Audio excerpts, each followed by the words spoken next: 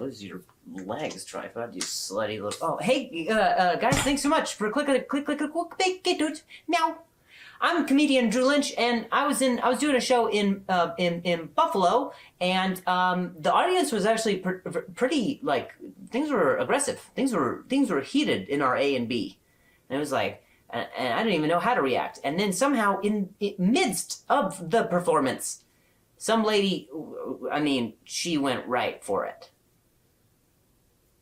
So that's vague. I'm just a dad with this coffee right now. Let me tell you. You what? It's tea. It's tea? You don't know. I might put a tea bag in my coffee. You don't know. You don't know we're all tea bagged. Don't underestimate me.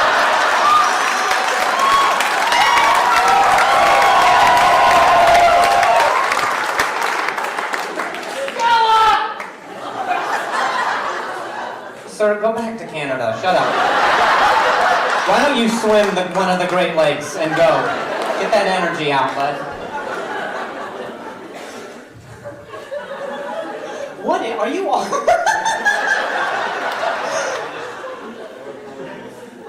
This is what hibernation does to a city.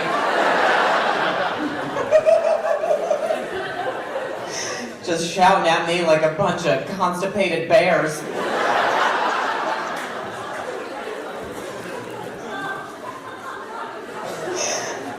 You guys seem more aggressive than your sports teams. Maybe you guys should play. You might start winning.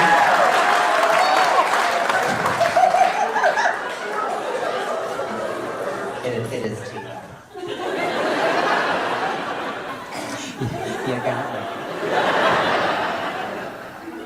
That's why I said I'm like a dad with a coffee. But you guys are quite literal.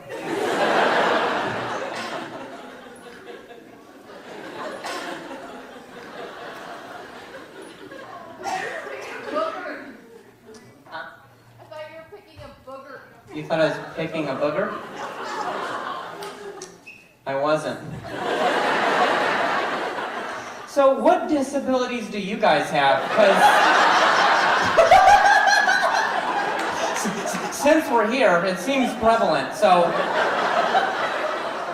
Have you tried smoking weed or drinking alcohol? Because this is chapstick. Black or green? See, now it doesn't even make sense, the shit you're saying. Black or green tea? What? Who gives a shit? Will that change your life? Is it why? I don't... Are you the barista at this establishment? Coffee. It's green coffee. I'm not sure. I think it's black tea. Is that cool with you? I keep my tea black and my boogers green. Is that all right? I separate them. I don't want to confuse. I don't want to drink boogers and pick a coffee. What is your name, lady who has the tea? Alicia. What do you do, Alicia? I'm a server. You're a server. Yes. Okay. I would like a green tea, please.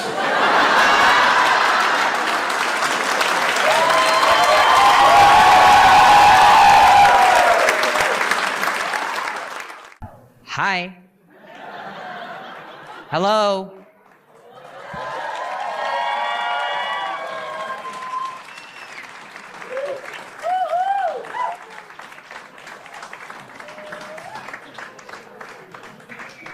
That sounds more like it. I did deserve that, okay? I did, all right? I had raised 3 kids by myself with my husband.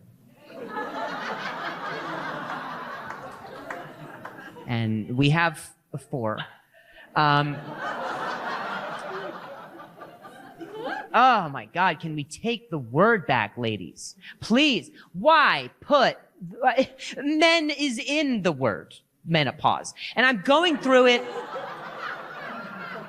in my head, and he's like, are you having hot flashes? And I'm like, your life is going to hotly flash right before your stupid eyes if you don't go back to work. I don't care. I don't care if you're gay. I don't actually care. Everybody's trying to abolish the marriage gay. And I get that. I kind of understand it. I myself wish I wasn't married. So here's the deal.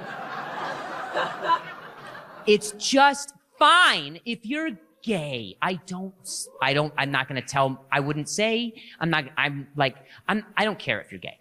And if you're married, there's a guy with a guy, and sometimes there's a girl with a girl, and I assume that those are gay. And that's okay. I'm totally, absolutely comfortable with the whole gay thing. Now, if you're interracial,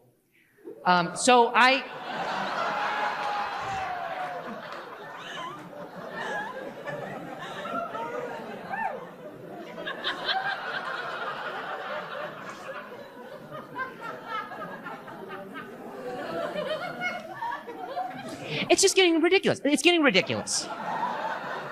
It's getting ridiculous, the gays. Like another letter, another letter, they take it. And it's like, I'm trying to respect the fact that you have your community and you have your letters. And I try, and I use them, but sometimes it's getting to a place where I can't even use the letters that I wanted to, because I'm trying to adopt so much of the letters you made me say. I was at the deli the other day. I wanted to order a bacon, lettuce, and tomato. And sure enough, there I said it. Can I get a BLGBTQ plus?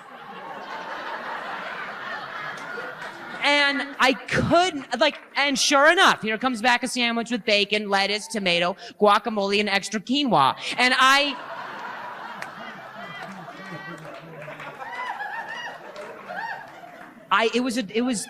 quite enjoyed it. But the problem is that you pushed it onto me. It's all the rage right now because Trump has a bruise on his hand, and everybody on the net is talking about it. He's got a bruise. And it's like, yeah, he has a bruise on his hand. He has kids. That's what the back of the hand is for.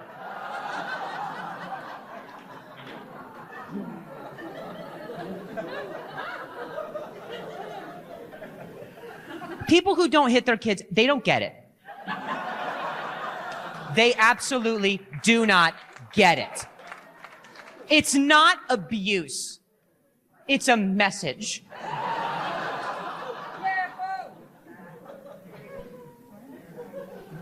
People, look at what they're doing in China. They seem organized. Do you think that's abuse?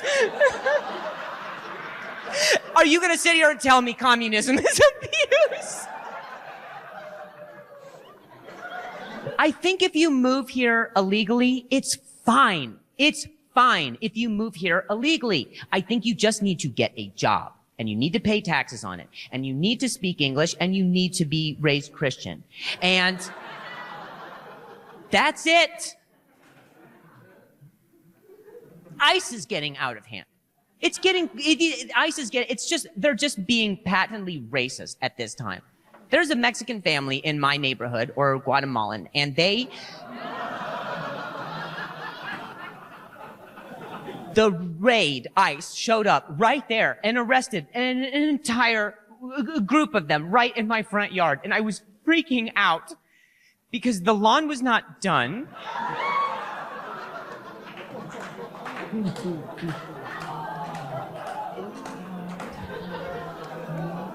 They want to take my guns. And you want to come after my gun.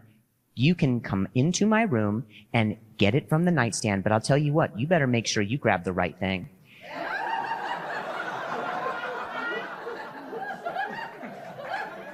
Because they're both the same color. And all right, thanks for letting my mom do stand-up, guys. You guys were hella fun. Here's what I'll say about abortion.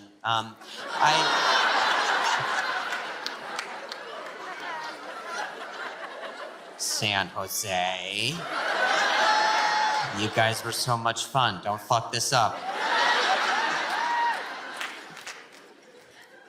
Here's what I'll say about abortion. If you tell a woman what to do with her body, you're a piece of shit.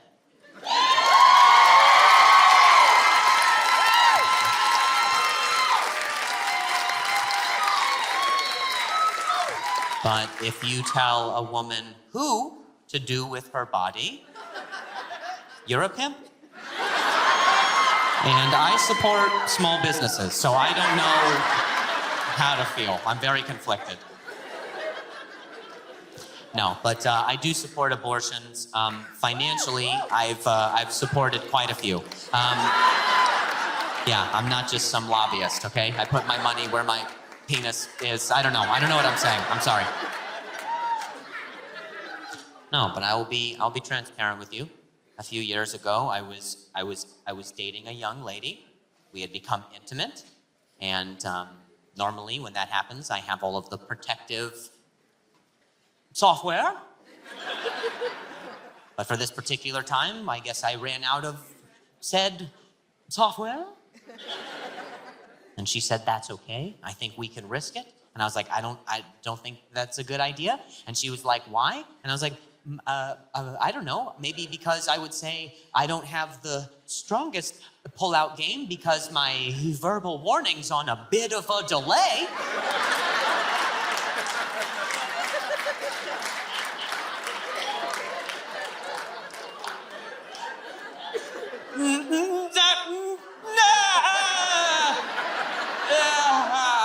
I'm a dad. That's how that goes.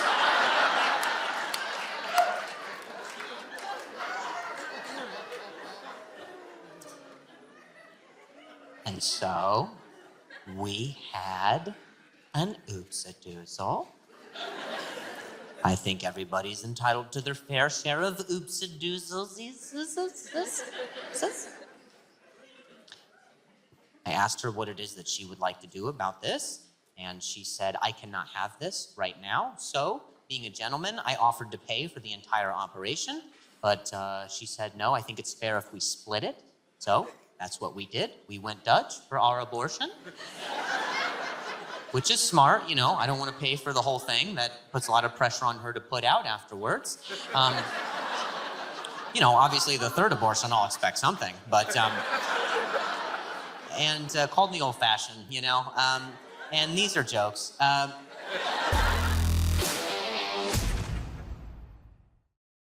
This started Monday morning when you woke up. Yes. So we're in Cleveland this week. Mm-hmm. Last week we were in Fort Wayne. I mean, I know you said you normally get a little stressed at the start of touring season.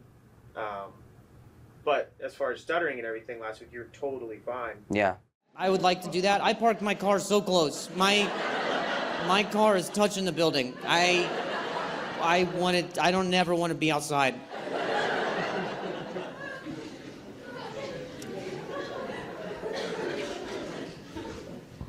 I like this. I like it. I like it here because there are so many cop cars, and none of them are in service.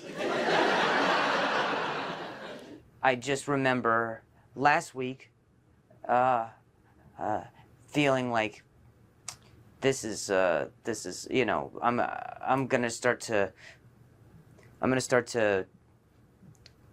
tinker with a lot of the material and, you know, work it, and then I felt like I had it under control, and then this week it's just completely different, and it's just so weird. It's been a good week, and in that my stutter has been a fucking asshole.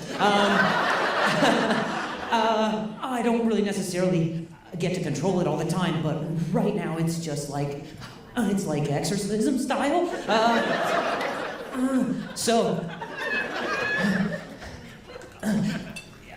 No refund. I don't know what to tell you. They should have put this on the ticket, dude. I was outside and some dude gave me $5. I was like, what the fuck? And he was like, just for your next one, bud. This one's on me.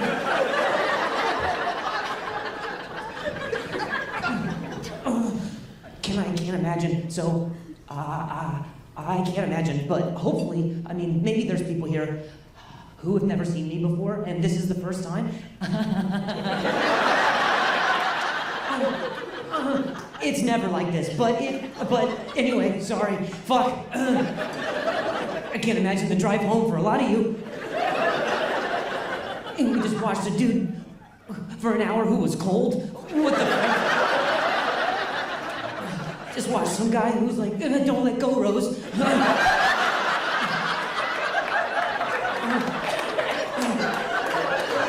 It's sometimes there will be days, but never like this badly, you know? Never like in a way that's like it just, where I have involuntary sounds and you know, tremors and shit like that, you know? I don't know, and I think I feel most uncomfortable, honestly, in front of people I know, like my family. I saw my family in between the time that I saw them in Fort Wayne and Cleveland. I saw them, and they had to kind of watch me go through this, and they have seen me at worst times, you know. They've seen me in bad times, and so when they see me in bad times and they think they see this, then they think they think I'm in pain, or it reminds them of the times the times were bad. And so I feel most uncomfortable in front of people I know, because I feel like I don't want them to get offended that they feel like they could be making me uncomfortable. You feel bad because they might feel bad. Yeah, that's my big issue. It's just a feeling anxiety for everybody else in the room. That's my that is what this is about. I know that's what this is about. This is about me trying to compensate for other people feeling a certain way, and me trying to control it, and I can't control it. The shows might end up being totally different than how we imagined them this weekend. But different doesn't mean bad. Bad, yeah, that's true. That's true. Yeah. Oh, anybody else? Grew up with stuttering? Yeah, a whistle was probably good.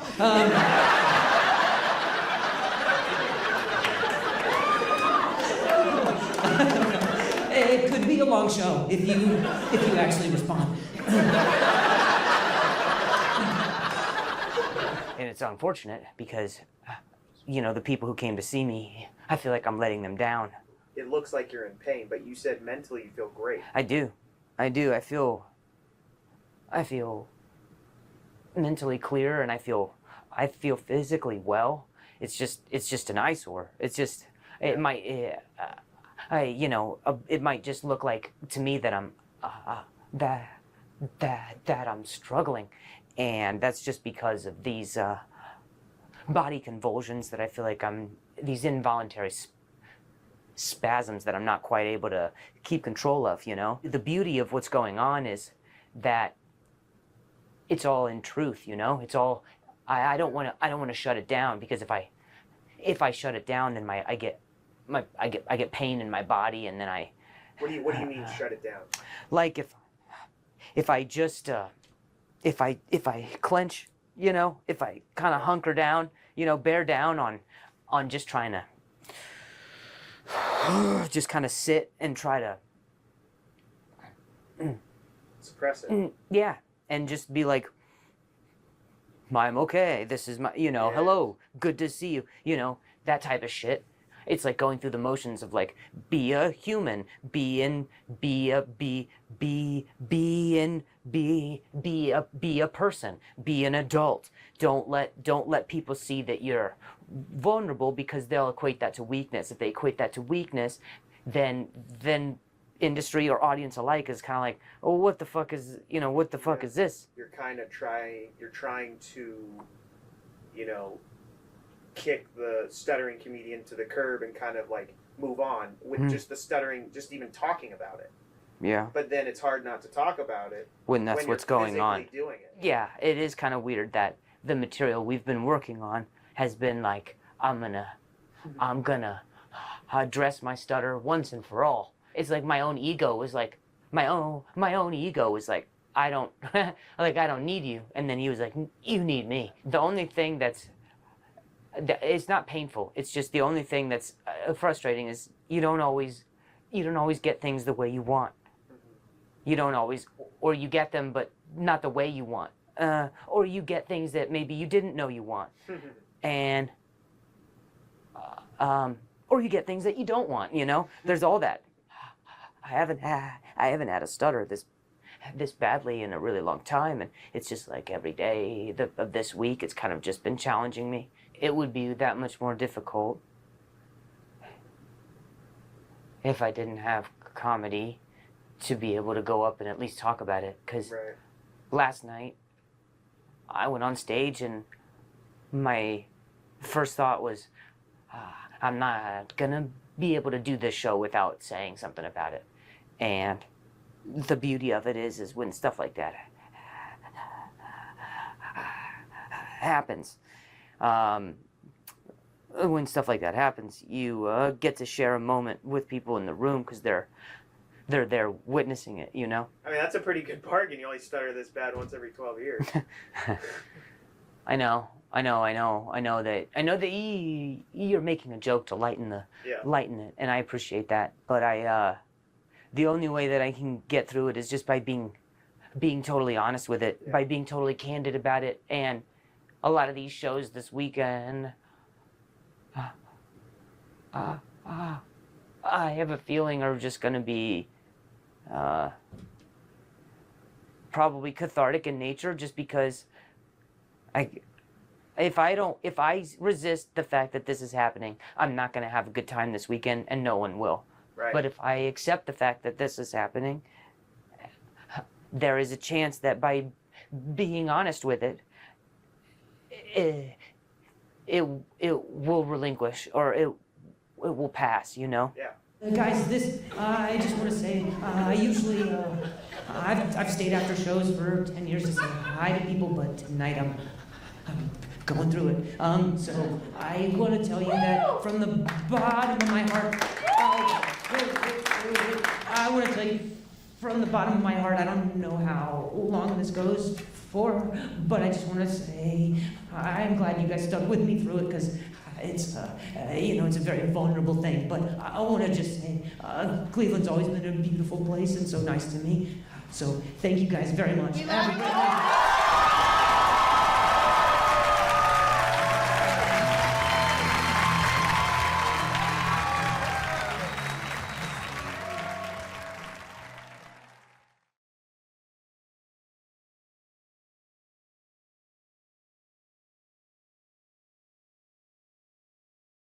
You're gonna open with really?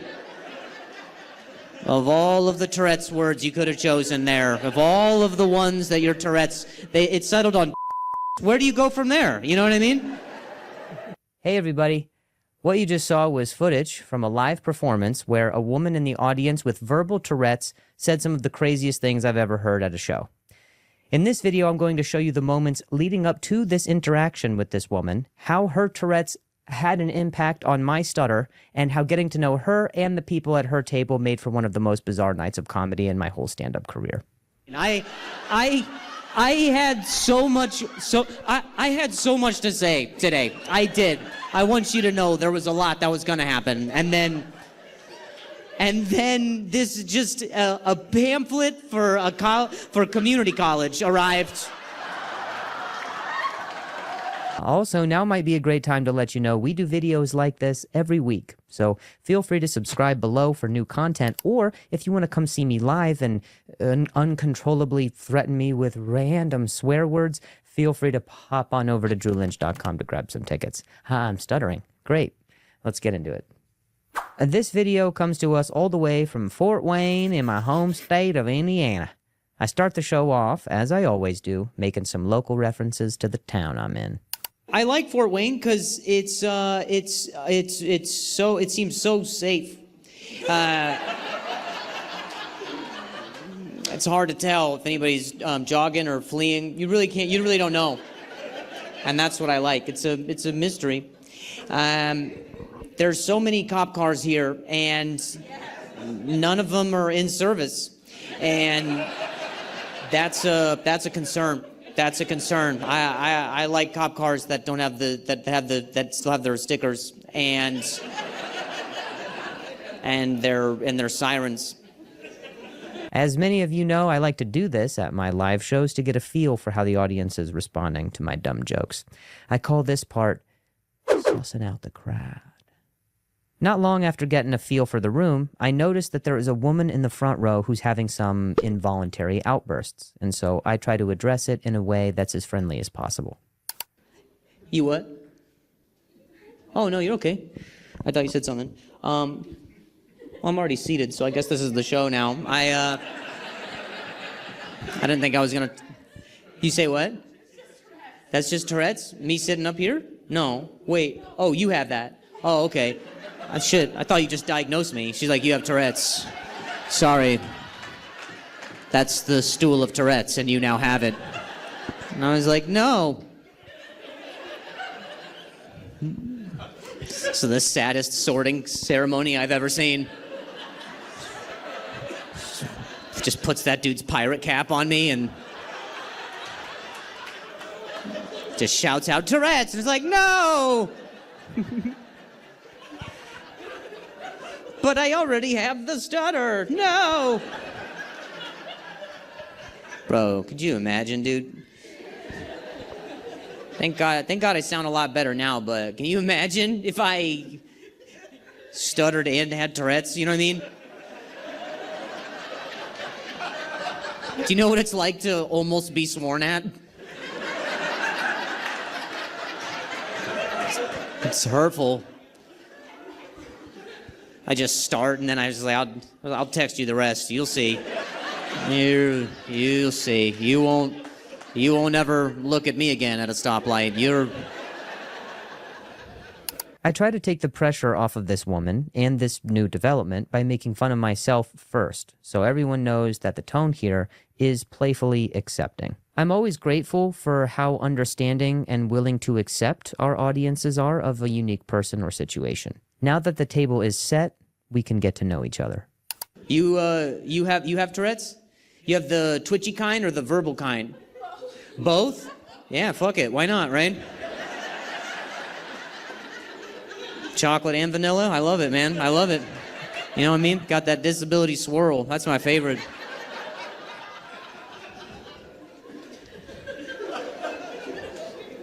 Both. Do your tics, do they manifest as are you a swear kind or are you like a Christian one? Wait, how does it, both? Oh, nice. You're a godly woman, but when you get up to heaven, you got shit to say. God lets you in, you're like, fuck, shit, nah.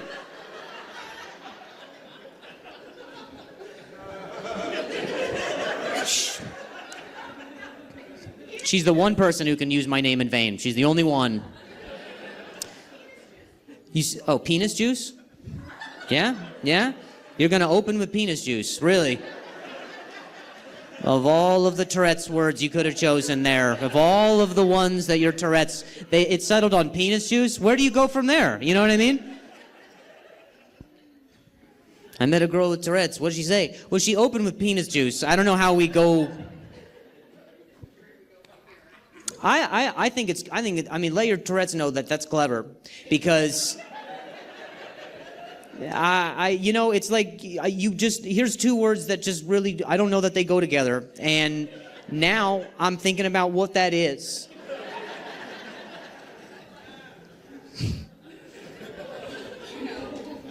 What do you mean, do you know? What? Impure, this crowd, impure. It got quiet, and one lady's like, you'll know. You know. You stick it in long enough, it'll pickle. Yeah. I'm carefully towing the line here of not outright shaming her for calling me penis juice, which I think was involuntary, but poking fun at the situation. A situation can still be made fun of while avoiding making the person a target. Man, I don't have a response to that. I really wish I did, though. Vagina flakes. I don't know.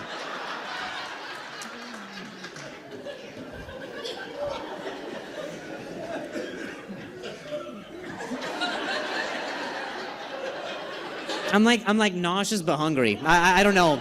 I'm a little concerned for my sexuality. I'm like, which one? Which one am I okay with?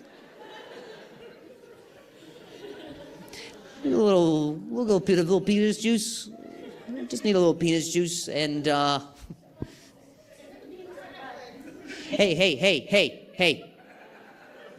Tourette's only. You need a parking pass to be able to shout shit at me, all right? I'm not interested in suggestions. This isn't Family Feud. We're trying to figure out what the juice of the penis persuasion is, all right? Is it acidic? Is there vitamin C? Am I the test subject? Why was that said to me? What of what emotions do I give off that gives the viscosity of the penis persuasion?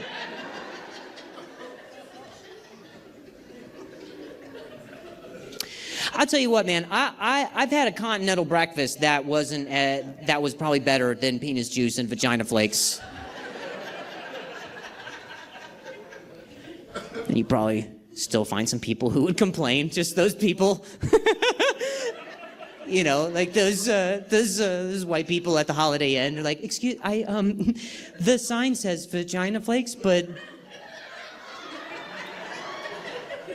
I don't see it. I see the sign though, but I don't see the flakes. And it's tough because I already got my juice. So how do I? Am I gonna be able to have both? Here, I always think it's a fun idea to take what has happened during the show and put it in the context of somewhere else. So the continental breakfast riff was just using our respective phrases to invent a whole other scene in an inclusive way. Well, I'm looking forward to where we go on this journey together. I am. I support your Tourette's. I don't know how it feels about me. Not off to a great start, honestly. Oh no, not that. She has a laugh that goes, ha ha. But it's different than her other laugh. She has like a nighttime laugh, like a alter ego, like Batman. Like she laughs, and then between that, like one is with me, and then the other one's at me. You know what I mean? She's like, ha ha ha ha ha. I'm like, no, not my penis. She laughed right at it. Oh, now he juiced himself. No, I juiced my penis, juiced again. Do you know each other? You don't know each other. Negative. This is your friends. Oh, and that's his wife. Oh, okay, cool. Cool sunglasses, wife. I like those. Oh, or is this medical related as well? It's just being a super introvert? Yeah, it is doing the opposite effect. You look like you just got back from a safari, and I half expected to be like, what are you about? She's like, die. Ah, you've been out in the fucking meadow. It's great. There's all types of trash. I love Fort Wayne, there's trash. Lots of trash, and it's white. By this time, I've decided to get to know the other people sitting at this woman's table because I have a feeling it's about to get crazier, especially since a guy sitting at that table is dressed like a pirate. Okay, cool. And then so you don't know them. Okay, all right. I like your getup, my guy.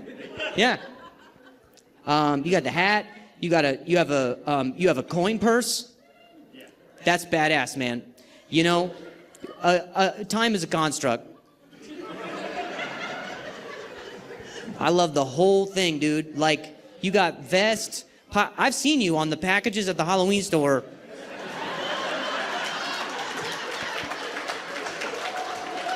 I'm pretty sure I had that outfit, dude. That might be mine when I was 5. That's mine. I knew I recognized it.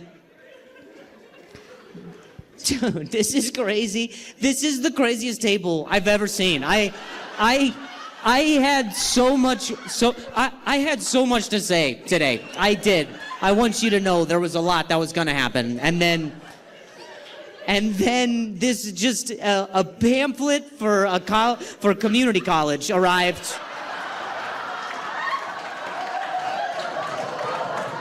So to recap, at one table we have a girl with verbal Tourette's who isn't afraid to use it, a lady who is in a safari hat and glasses who doesn't want to be talked to, and a guy in a full pirate getup. The door guy who sat these people needs a raise because what is happening? What's your name? Spencer. Hell yeah, man.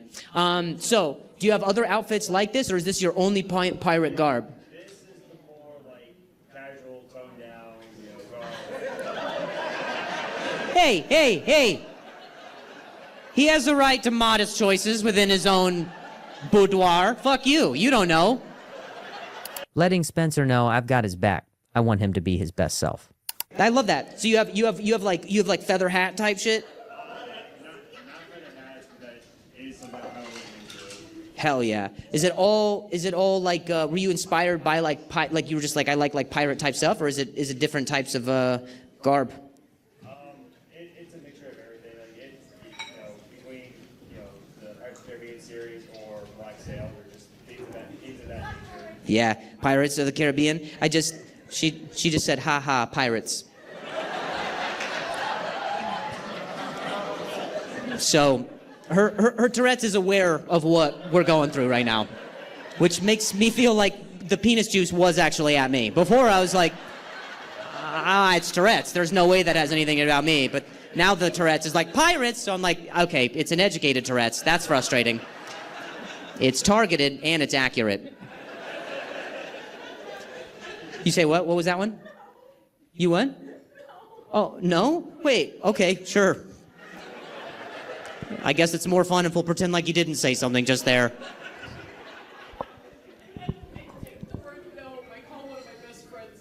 Oh, you no, you said? No. Oh, gnome. Oh, gnome? All right, now it's getting fucking personal, lady.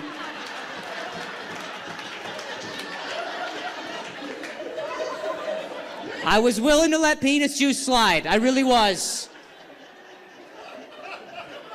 But gnome is crazy. I like shows like this where everyone is aware that nothing is off limits, but nothing is meant maliciously. The fact that her Tourette's called me a gnome was... I mean, that's a comment that'll make a man look himself in the mirror at night, provided it's low enough he can see himself in it. No, you're okay. You're okay. I hope you don't mind me chatting with you about it. Yeah, you're just... Oh, I love this conversation. I love this group of... you guys might be my family. I have no idea. I literally might be related to every one of you. I'm an introvert. I swear at people. I have an imagination. I'm a guy that makes mistakes. I could be this family. This might be me. That might be me in 4 different lives right there.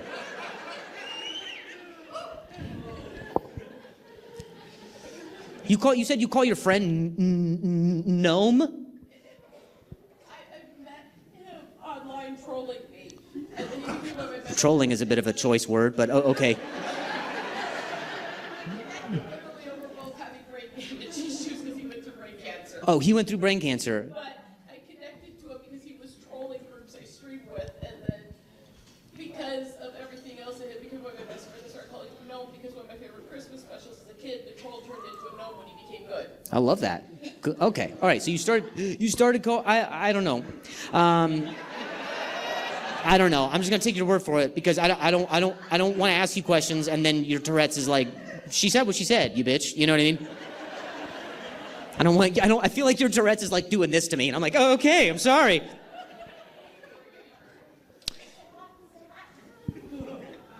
You don't need to cover your mouth. Honestly, we can just roll right with it. In fact, if you just want to cup your hands when you say it, we're way past. Every time she covers her mouth, she's like, "I'm so sorry." I'm like, "Don't even apologize. I'm only offended by the gnome thing. That's it." No, I'm just kidding. I'm not offended. But I thought you did say no. That's pretty crazy. I thought you said no, which would be wild if you were like, you know, because is your husband here? No. Oh. My husband's not here. Oh, your husband's not here right now. Oh, okay. Wait, so this is just a friend. That's his wife. Oh, that's the wife there. He came to help me if things got bad. Oh, he came to help you if things got bad tonight? No. I think your Tourette's has pretty well put me in my place. Recap. I know it's crazy, but stay with me. We have a pirate. We have an introverted lady dressed like a dad doing yard work. We have a woman with verbal but accurate Tourette's, and now we learn the guy she's with is not her husband, but is in fact a protector in case her Tourette's gets her in trouble. That's pretty cool. That's cool that you have a handler.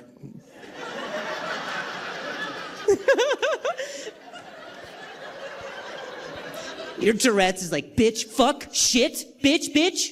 And he's like, do you mean that one, or...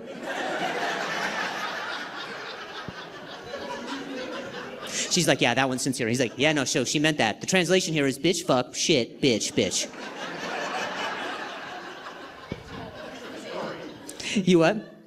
True story. Oh, that's actually how it works? Dude, we all gotta go to a restaurant after this. Let's test this out.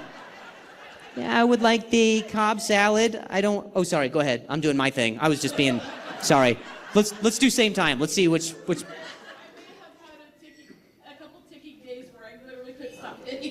Where you couldn't stop hitting him? Oh, okay, so it does get, oh, damn. Oh, so it does get physical.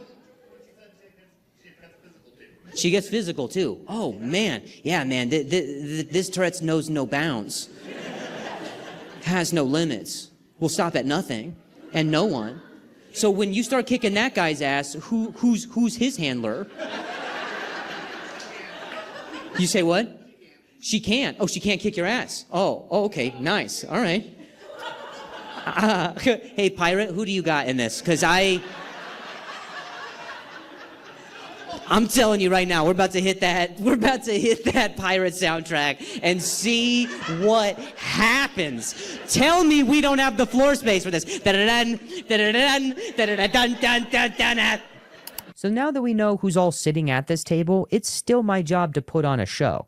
So I have the tall task, like taller than a gnome with a pointy hat type tall, of steering the ship, pirate pun, back to the show people paid to see. Sick. It's hard, man. It's hard. It's hard because I would like to be able to talk to the rest of you. But there is such a big shadow. And you're all just living in it right now, man.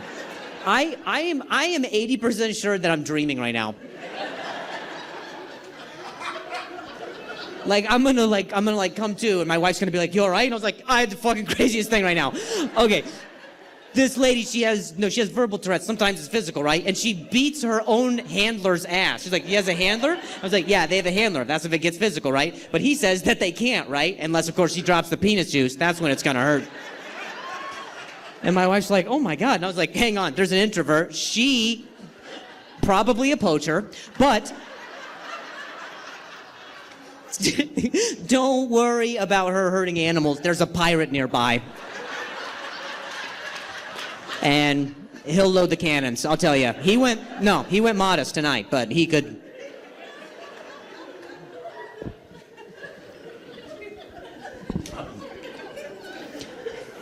Will you pinch me real quick?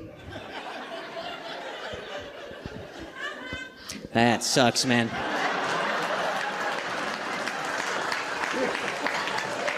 And so now that we've wrapped the bow on the gift that was this interaction, I finally get around to introducing myself and getting the show started. I'm Drew. Yeah, formerly.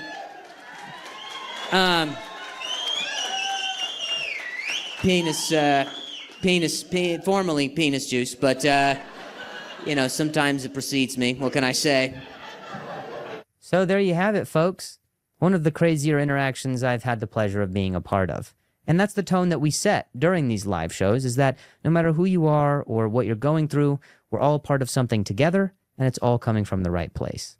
Thank you guys so much for hanging out till the end. I am on tour, so if you want to sit in the front row and be your most authentic self, feel free to pop on over to drewlynch.com to grab some tickets. And we do new videos like this every week, so feel free to subscribe below for fresh new content. Fresher than a bowl of vagina flakes and some penis juice. All right, we'll see ya.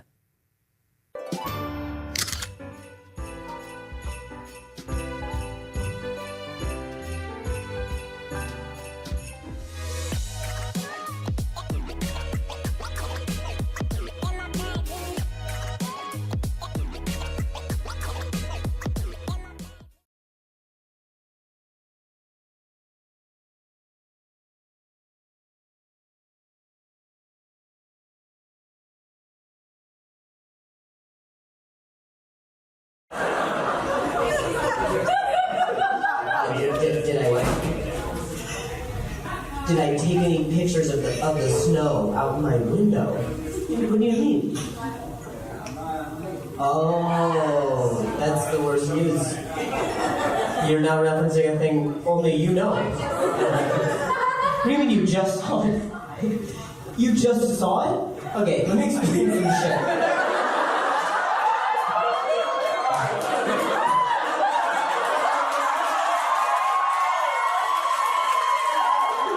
Oh, no. No, I'm not upset, but I'm gonna tell it. So, because now everyone's like, well, what? This is the worst comedy show cliffhanger I've ever been on. So this is, okay, so 3 years ago, which makes you more of a stalker. The year was 1996. Men in Black just came out.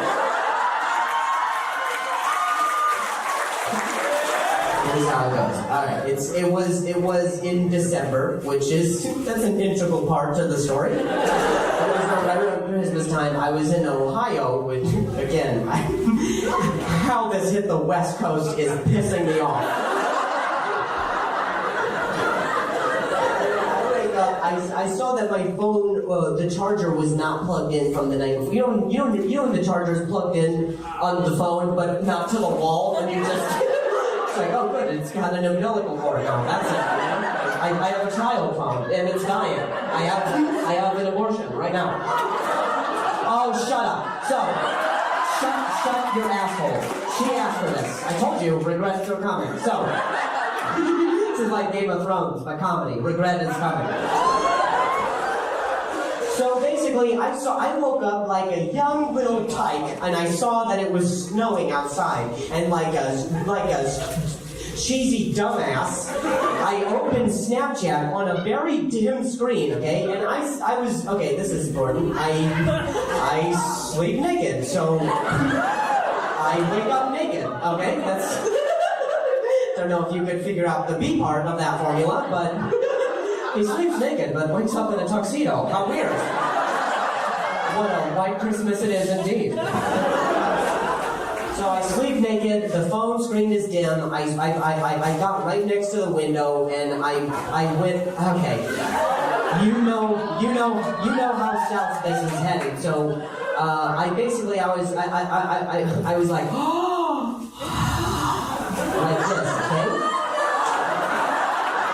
You see how I gave it a little tilt in my invisible phone right now?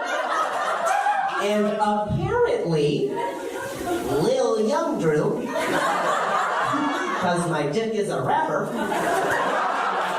Lil Dicky's fro popped in. It wasn't pubes, it was Lil Dicky's fro. I was like, whoa! My little Keen poked his little picture moment out. And because my phone was about to die, and the screen was dim, I didn't review it. So I posted it.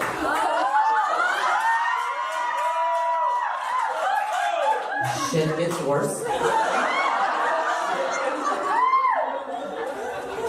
I I then, I plugged my phone into the wall this time. And I went outside and played ball with my dog. Okay? I played for about, I don't know, 10 or 15 minutes or so. It was tired. I was like, oh, this would be a great opportunity to play in the snow. I'm out there like an idiot. Like, I put clothes on, by the way. I just that would make that real weird.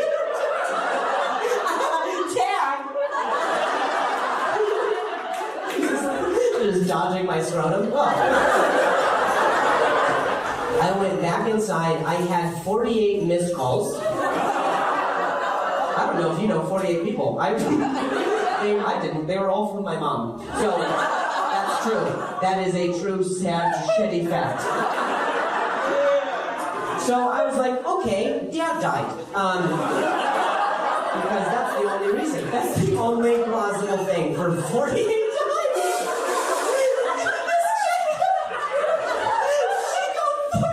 times. And he's like, maybe once more. I think he can't ignore me 48 times. I had a slew of text messages, but I saw that many missed calls from my mom, so I immediately called her back, and I was like, hey, Mom, what is going on? And she goes, did you post on Snapchat today? You know, moms, they gotta come around about. So, son, are you sitting? Snapchat is an app that the kids have, right? She didn't come right out and just ask. She was like, do you post on Snapchat? And I was like, yeah, I posted on Snapchat. And she was like, well, I think your dick's out in it.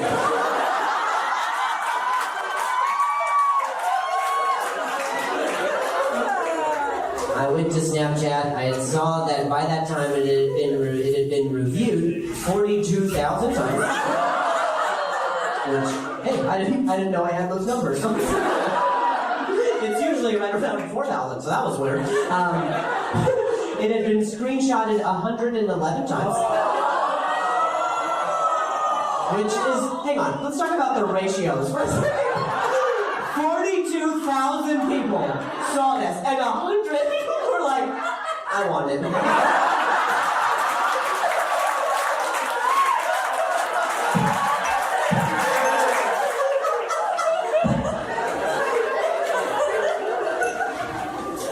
And so that was 3 years ago. So you got to.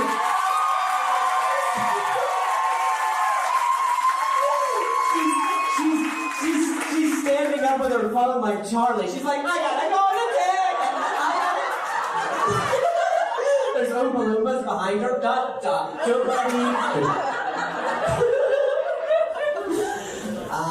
So that is devastating.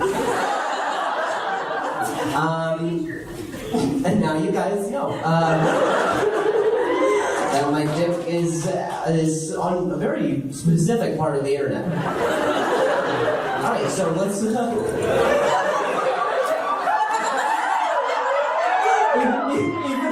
Even the mic stand knows my actual size. He's like, talking about your dick. Let's get it. You made me go flaccid. I was like,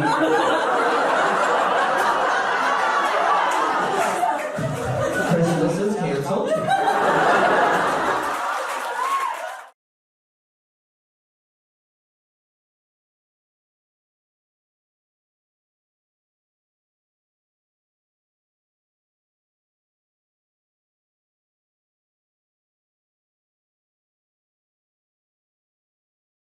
Wasn't feeling really good this morning. I woke up, I had like a sharp pain here in my lower pelvis. You know where the pelvis is, so I don't know why I'm showing it. Oh yeah, I still have it. This is stupid, by the way. If I have another person ask me what my birthday is, I'm gonna shoot my head off. It's so uncomfortable. I in a different room, they ask you at the hospital. They're like, what's your birthday? What's your birthday? What's your birthday? It's like, it's not today, so stop asking me.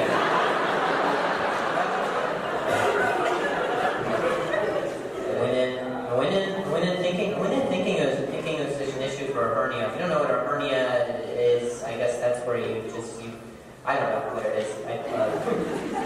But I guess it's a thing that you can get from like lifting and I don't know, stuff. When you're too productive, they punish you. So I went in, and apparently they don't assess it this way. What they do, at least for men, sorry, ladies, at least for men, they cup the balls, is what they do. So my balls have been touched by a lot of people today. And I paid all of them, so that's it. Nothing went further, by the way, just so you know. Nothing further happened. They just kind of slapped them, and they were like, that's $200. Oh, but you get a wristband, and it has your birthday on it. I know my birthday. I don't have dementia. Do you figure that out through the walls? God.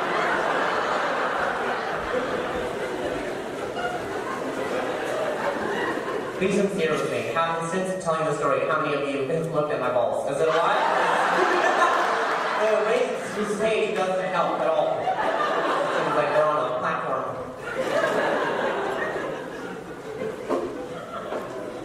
So uncomfortable, dude. They're all dudes. All the doctors are dudes. Which I guess makes sense. You don't want a lady, like, looking at your balls, and she's like, yeah, these seem weird. I'm like, yeah, you don't even have them, so I don't know. What are you going to tell me?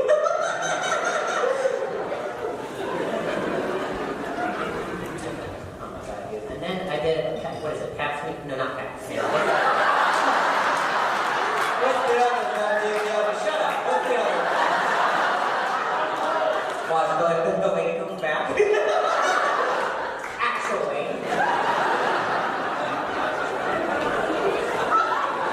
Not prostate. No. The one where they massage, the camera massages your, whatever. The ultrasound. That.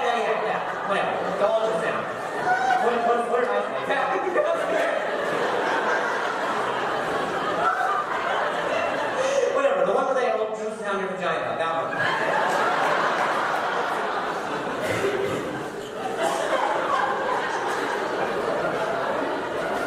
I don't know, I'm not proud of this stuff, but this is what happened today, so you're the audience that tends to hear it. How was my pap smear? It was lovely. Got an ingrown hair on my full labia thing. The labia minora thing. I'm telling you, dude, it is the weirdest thing I've ever seen happen is a friggin' ultrasound on your balls. Ladies, you will never notice. The guy, he said to me, all right, you can just get naked, but just from the pants down, which. I'm not going to do that. And you will see me fully naked. I don't know why. From the pants down, you saw all the good stuff, guys. I took my everything off. The shirt, well, he came in, he was like, oh, you only had to do the bottom down. I was like, oh, okay. Nipples is really great. I'm not going to sit in your office like Winnie the Pooh while you're checking your balls.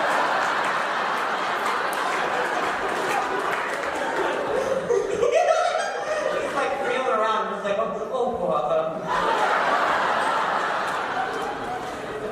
I mean, so then what happens is, this was so, oh my god. This is the best. He said he puts a towel over the top part right here, and then he puts a towel like over the whole section, and then he says, now when I pull up the towel, hold the penis back, and I'll take a look at the testicles. I was like, I don't know what kind of penis you think I'm equipped with.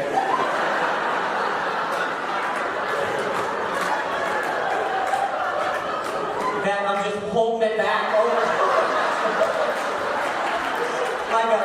like a Rottweiler on a chain. I'm like, oh!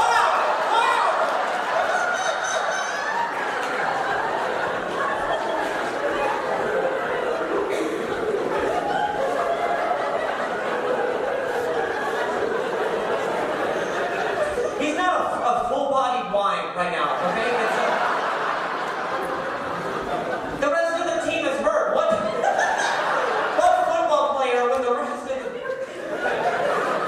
You see anyone else wander onto the field like,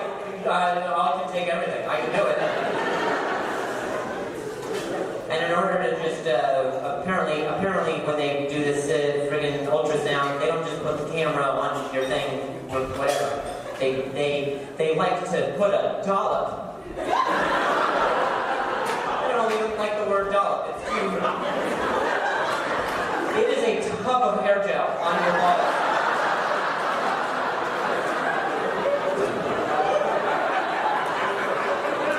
I was like, oh, I like this ball barber in the hospital.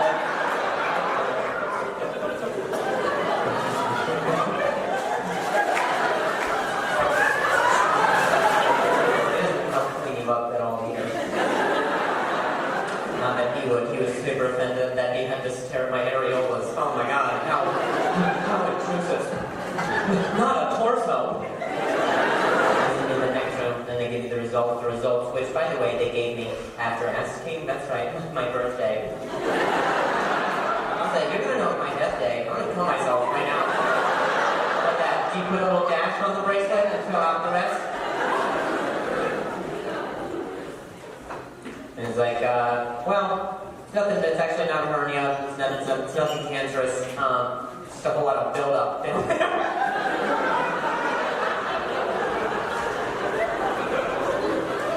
So you can imagine me feeling kind of heated when I hit the stage. And the first thing I hear is, what's your hotel?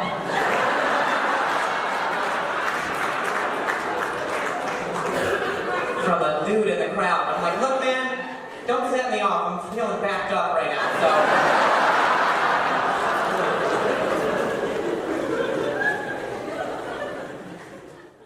45 minutes is just enough time to have an emotional breakdown and then feel abandoned.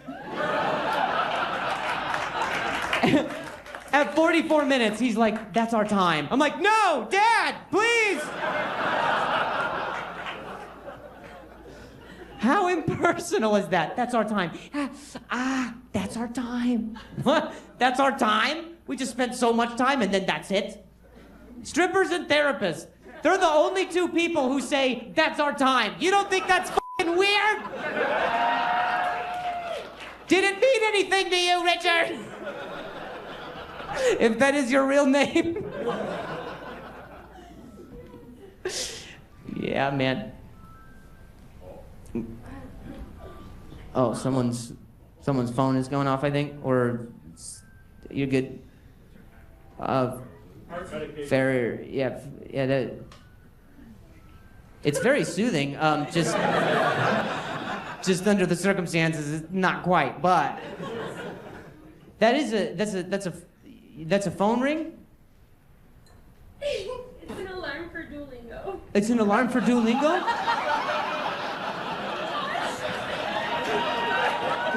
Well,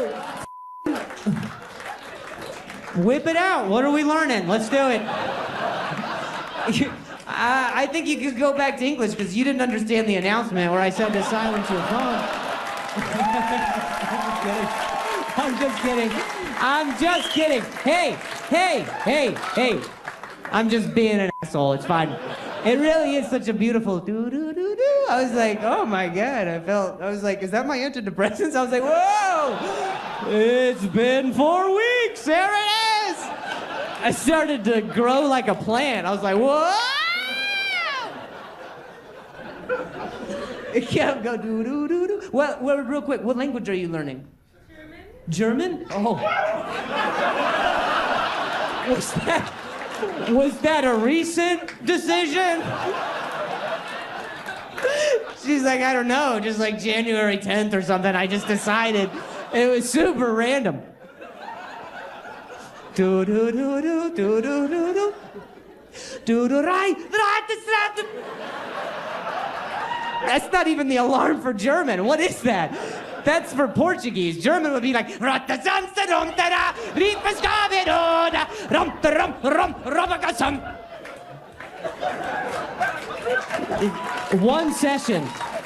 session is all you need. That's because they're mad at you, I think.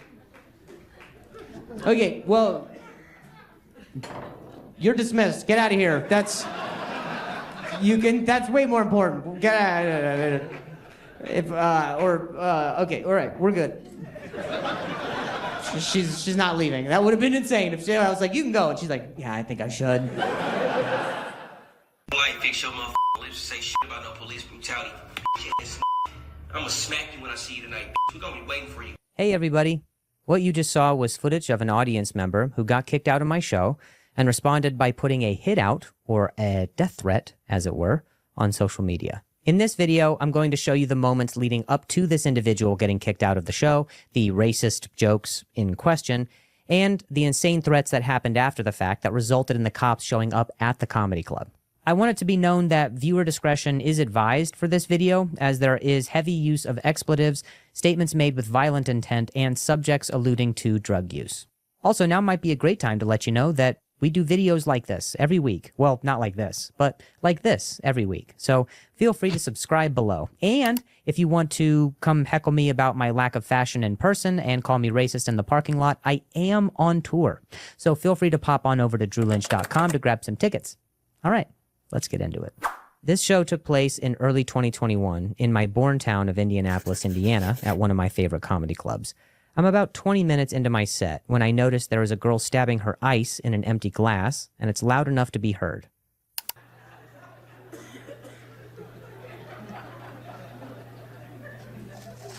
Then what happened, detective? You can see me clock the girl playing with her ice, which normally doesn't bother me unless it becomes distracting to the audience or until I start stuttering so badly that I can't focus, which is exactly what happens. Then what happened, detective? The joke I'm making here is about how much has changed in 100 years, and how much hasn't.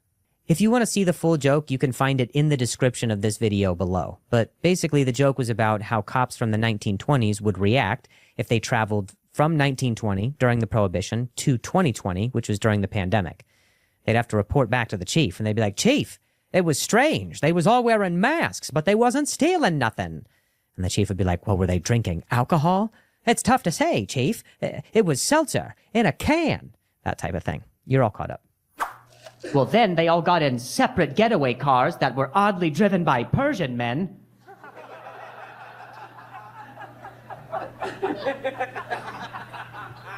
That's an Uber joke for you, sir.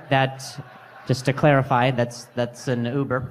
No, this is not the racist joke in question, although it is a little racist, because cops from the 1920s, you'd have to imagine, were probably a little racist. But this next part is where the satire of this scene gets kind of real.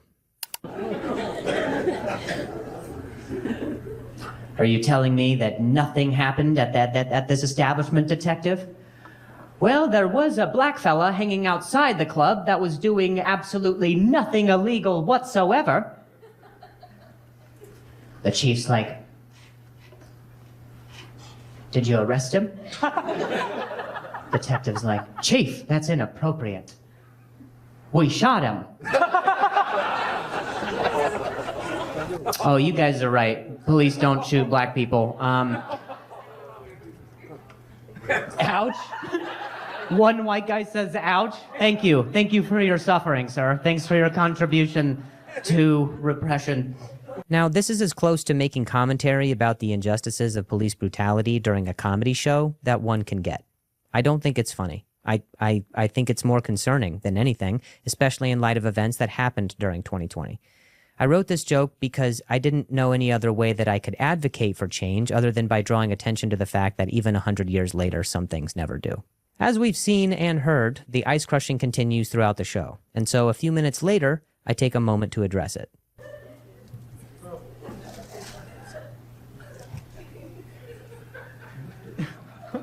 Do you need more drink? Yes, I hear the ice. I'm like stuttering out so hard because I'm like, oh shit. It's like, you what? You need more? Oh, okay. I will let someone know. I also work here, so. This was my way of trying to address a problem by introducing a solution in a silly way. I don't want this cup of ice to be a distraction anymore. And, plus, also, if I hear noises in my ear at the same time that I'm trying to talk, I start stuttering. I don't know why, it's one of the many malfunctions among stutterers. I also work here, so. Oh, you didn't like my shitty jokes, you said? Oh. So clearly I misread this situation altogether. Here I was thinking I was about to resolve this girl's empty drink issue when her boyfriend takes it as an opportunity to give me feedback about my jokes with some aggression. Oh, you didn't like my shitty jokes, you said? Oh. Oh, okay. Well, I like them.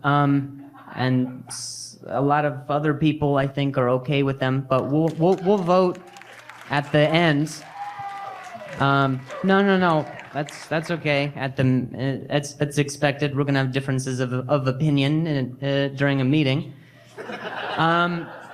So cool. In the interest of, I guess, going back, which ones were shitty, and also, I guess, I would be obliged to ask what would you do better? How would you have written it for the ones that you so claim are shitty? This is the most entertaining shit I've had all night? Well, it's still daytime. This was a 4:30 show. This is the most entertaining shit? I don't think so. I don't think anybody wants a part of this. I don't even think your girlfriend wants that either. She's more interested in her fucking cup than you.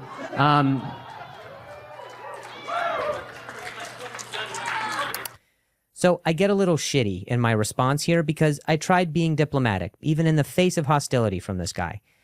As soon as I made my comment, he stood up, which is a surefire way to get thrown out at a comedy club. What? Right. The opening comedian was Felicia Gillespie, a very funny friend of mine who did get a lot of laughs that night. Right. I can fuck off. Well, I have to continue to work, so... Right. I hope you have a good day. I hope you get something more to drink. Right.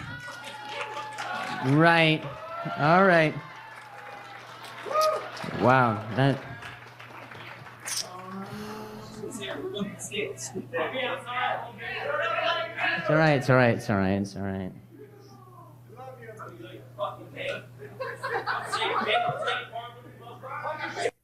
Wow. Say what you want about my jokes, but as soon as you come after my home and auto insurance, it gets personal. But really, the tension of what just happened and how quickly it escalated was somewhat alarming. So I finished the show as best as I could, only to get off stage to discover that my phone had been blowing up with threats from this audience member while I was on stage. Well, mama, hey, Drew Lynch got 2 shows tonight in the city at the Helium Comedian Show. Go up there and his up, talking about the police killing blacks and like a motherfucker laughing at that shit. Bitch, ain't nothing funny about that shit. You and that's why I called you a Jake from State Farm looking ass boy. Around with your dumb you with the right one, mother. Ain't shit funny about that shit, you dumb ass boy. Nobody know you in this motherfucker. Your opening comedian artist better than your punk Target shirt wearing, planner shirt wearing ass. I would like to point out, other than the whole irony of this situation, that I was getting death threats for being racist towards black people while also being called Jake from State Farm, who is also black. So, am I racist or am I black? Here are some other screenshots we took from people who I would assume were following the guy who made the threats and came to his aid. A lot of these showed up as direct messages and as comments on public posts. Since this was technically a threat made with malicious intent towards one of their performers, the club has no choice but to call the police to file a proper police report. This means that the cops now show up to the club to inquire about what happened and take down a statement, only I'm already on stage for my second show, which means my wife has to be the one to give them a statement. Here's a photo of the official police report for the death threat, but before they left, they asked my wife what even provoked the guy to want to threaten your husband. And so my wife said it's because he thought my husband was making a racist joke. And hand to God, this pair of cops, one black, one white, asked my wife what the joke was. So now my wife, while I am on stage, has the responsibility of retelling a police brutality joke to the police. And it fucking crushed, dude. They loved it. They said they would have stayed for the next show, but they had to get back on duty. And I kind of wish they had stayed, because after they left, the death threats continued. Like, fix your motherfucking to say shit about no police brutality. I'm gonna smack you when I see you tonight. We're gonna be waiting for you. So here I was feeling terrible about the fact that the subtext of one of my jokes advocating for equal rights for black people and meant to draw attention to the mistreatment from police potentially had the opposite effect on an audience member who happened to be black, who happened to be getting kicked out because of an exchange that escalated over what I thought was a cup of ice. I felt bad that I made somebody else feel bad by trying to do good. And my wife knew that I felt bad. So while I was on stage, she went to this guy's Instagram page where she found his phone number listed in his bio. And when she called him, she invited him to brunch. Yes, you heard that correctly. Brunch. After they talked on the phone, she was able to express her sincerest apologies for the misunderstanding, and that by no means how he took it was at all how the joke is. Here are the text messages of their exchange after they chatted. She said, "Thank you for hopping on the phone with me. I really appreciate you taking the time to chat. I hope you and your fiance have a lovely rest of your evening, and I can't wait for lunch tomorrow. Let me know what time/where works for you." And then he said, "Okay, I will, thank you. I hate getting angry like that. It's just a sensitive subject and made us uncomfortable." My wife responded, "I completely understand. And I understand that there are subjects that I won't understand because they don't personally affect me. But I'm thankful for our phone call, and I can't wait for tomorrow's meetup with all of us." So now the four of us are scheduled to go to brunch the very next day. But not even 5 minutes later, things got very strange, very fast. You can see the timestamp at 7:21, with my wife's last message being, "I'm thankful for our phone call and can't wait for tomorrow's meetup." And then at 7:26, the guy says, "If y'all want me to take it down, y'all have to cash at me $500 because it's still not resolved yet." What? How did we go from brunch to extortion? And how did you contact the news in 5 minutes? On a Saturday. I would have dropped $500 on avocado toast for brunch, man. Why did it have to go like this? He said, "I have Wish TV News reaching out to me right now." 1 minute later, "And I have video of joke said." Okay, so how do you have video of the racist joke before you even knew the joke was racist? The comments about police brutality were at the very end, which, again, were not racist! An hour and 30 minutes later. News One signature of video racist slander tomorrow morning. And the racist crowd also. So we're not responding to the messages at this point because I think it's clear this guy is just trying to get compensated by threatening to go public with a video that he has, which, go ahead. I hope other people see the video. Then they could maybe help explain the joke to him. 10 minutes later. It will be uploaded at 8 a.m. Wish TV. You guys have 2 hours to pay me $500 to my Cash App, or I'm giving the okay. And then he sends a sample video he took during the show, which is not of the joke in question. It's a joke from earlier in the show about speech therapy.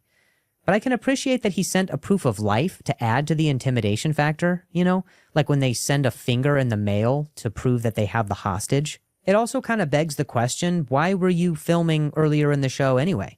Were you trying to get something to happen in hopes that you'd get it on film? 1 minute later, I do have entire footage of the racial comment. Recorded him the entire time. And we'll do a blog blast on Drew Lynch Man. Oh God, I really hate my last name. It doesn't help in a situation like this. But I do love blog blasts, though. That sounds fun. Blog blast sounds like a fun blue drink that you get at Magic Mountain. Blog blasts. Just empty cups filled with a shit ton of ice. This part is where things somehow got crazier. And I don't even know how that's possible. But the next day, there were no TV news stories or blog blasts, so we were like, okay, that was weird. But then, in the green room, just before I go on stage the very next day, this guy calls my wife's phone with a confession. What happened with today? Did Drew got somebody trying to kill me or something? What? I'm kidding about that. Oh my God. What's happening? You got people call me blocked, not saying anything. How do you mean? Like, wait. So, sorry, what's going on? Like, what happened with today? No, I've been getting a lot of blocked calls and nobody's saying anything on the phone, so I never got that before. Oh, shit. Wait, sorry. Wait, what's going on? I mean, I don't know. It's not really creepy. I just want to know if I should get, prepared. You know, I got kids. Oh. So. Maybe this was angels protecting me, but I didn't tell anybody to call this guy's number in a creepy way. Mel was asking what happened with our lunch plans, and then he goes into this. Are they saying anything? They're not even saying anything. They're just like, they're not saying anything at all. Okay, no, like, we haven't disclosed, like, anything, like, to anyone. Yeah, I haven't said anything since yesterday. I was pretty upset. I did say some shit, you know. It was just a lot of anger, though, but, like, you know, it's not really a big deal to me about the stuff, you know. Sometimes, you know, my anger gets the best of me, but I have no hard feelings towards Drew. You know, I don't even like acting like that as far as, like, letting my anger get the best of me like that. You know what I'm saying? We talked yesterday and all that, but, I kind of feel bad about that, about Drew, because, you know, he looks like a good guy. Okay. You're a good guy, too. Who ordered a hit out on me, LOL. And I was looking forward to being able to, like, chat over lunch today. I'm sorry that, like, we weren't able to meet up, like... And then that $500 cashier shit was stupid, too, of me, too. I was pretty high. So now he's admitting to being high on drugs yesterday during the altercation. I took some Percocets. Yeah? I mean... Mask off. Hey, mask off. Yeah, I took Percocets, so you know I got high. Dude, a regular Saturday, you know? It's lit. Yeah, it was big lit last night. And then I went to Memphis and got $5,000. I sold just some cocaine. Yeah? In Memphis for $5,000. I was like, hell yeah, I had to go get that. Oh my god, you dork. Oh my gosh. Clearly, my wife is stunned about the information that's just fallen out of this guy's mouth. We know that A, he was high on Percocet yesterday, B, he sold $5,000 of cocaine in Memphis today, and C, that I'm a good guy now. What is going on? So, tell you this. I am a local favorite. I'm a local Indianapolis rapper, right? Mm-hmm. If he can say, hey, link your bio, like, just promote it on his, like, story, that'd be amazing. I would say, you know what, Drew's a nice guy, whatever. You know, because that could be like, I feel like I've got so many views off of Drew, like, all those people watch my stuff, like, you know, that could be like my breaking point. He's like a famous guy. Insane. And a little icky, if I'm being honest. I think his motivation from the beginning became super clear at this point. I'll talk to Drew's, social media team, and I'll see what they have to say. But I hope that you have a blessed weekend, and, you know, I just can't wait to see what the future holds. All right, just let me know. So, there you have it. The craziest thing about the craziest thing that's ever happened to my wife and I at a comedy club was that it never needed to happen. We'll never know how the night would have gone had a joke not been grossly misinterpreted by the potential influence of drugs, personal motives, or the threat of extortion. How do you guys feel about what happened? How would you have handled it? Do I really look like Jake from State Farm? I want it to be known that I have no ill will towards this person, and I hope for the sake of his kids, his life, and his career that he's in a better place. Like Colorado. I hear they have a lot of drugs there. Anyway, thanks again for watching. Make sure you subscribe below for weekly videos. You can come see me on tour. Pop on over to drewlynch.com to grab some tickets. And also, you need to cash out me $500 right now, or else. All right, we'll see you next time.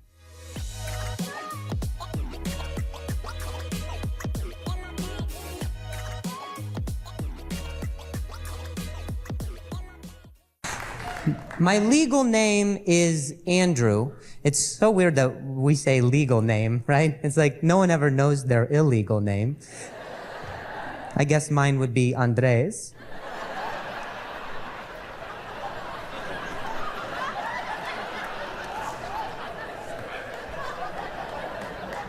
You guys like jokes here, or are you okay? Sometimes comedians, they do jokes, and it really catches people off guard at a comedy show.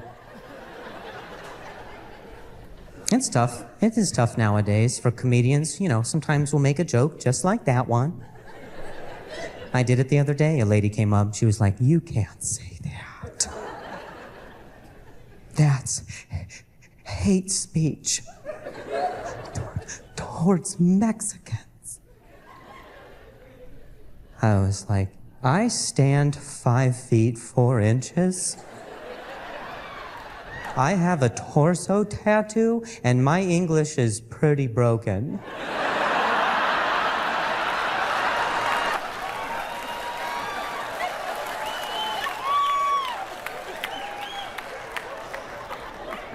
I am Mexican. Got it? Puto is what I said? Sorry, that might, I don't know what that means. That might be hate speech. I'm sorry. That's too far. It's racist. I am a short man, or a tall boy. You decide. Actually, please don't decide. That would hurt my feelings quite a bit. Please don't say anything. It confuses a lot of people, too. Sometimes I'll be out at a bar, security. They always come up behind me, and they're always like, is that a kid, or is that an adult? And that's when I have to be like, well, let's have sex. We'll find out. But if you're wrong, it's a felony, so how much you want to risk it? You know what I mean? I call it molester roulette. Let's play.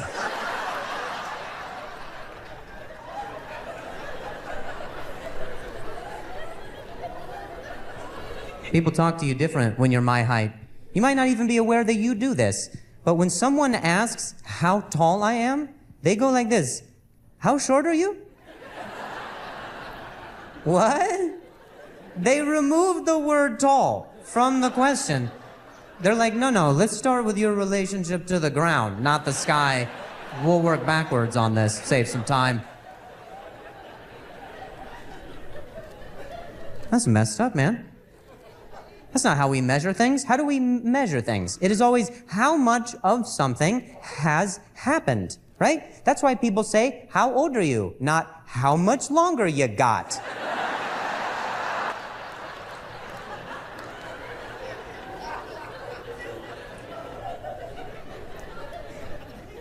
I'm 5'4", and 5'4" sucks because you're not tall enough to be respected and you're not short enough to be a fetish.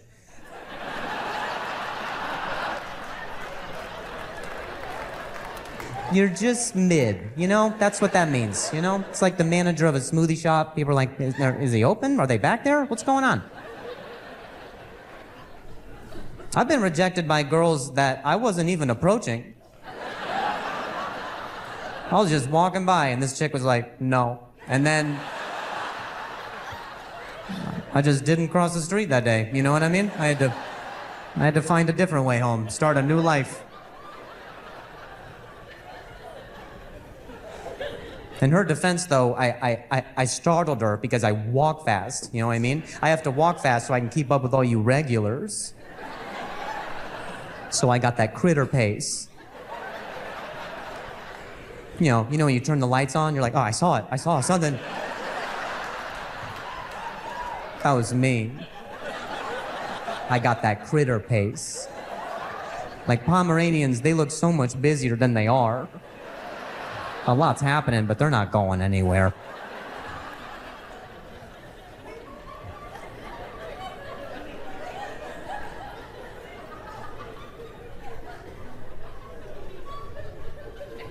Sick of being in the front of your photos.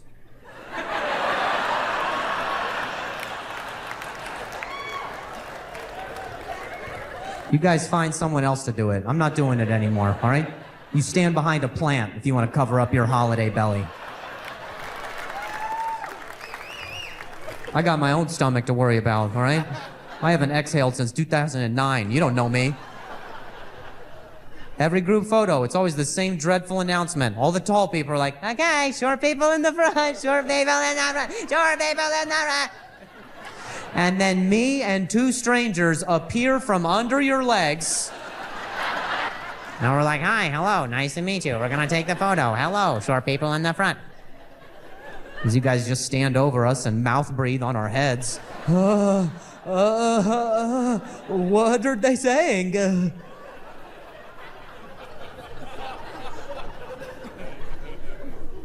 It's too much pressure to be in the front, right? All the short people, we're in the forefront of all judgment, okay? If a group picture turned out good, that's because the short people killed it. We gotta be on our A game, always, all right? It's true. Go back and look at all your group photos. Look at your albums. The short people in the front, we're always like...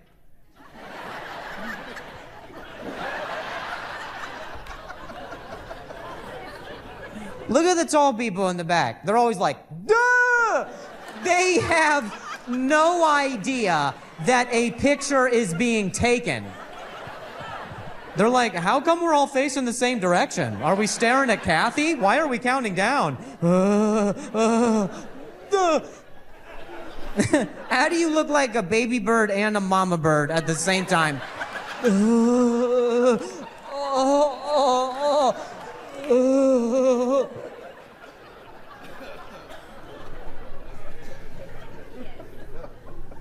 I think we can all agree that the worst human beings on earth are dudes who tap the top of a door frame as they walk into a building. You know who you are. Connor, or whatever your name is, probably. You probably did it tonight, didn't you? This is a classy establishment. You're like, comedy show. Still got it.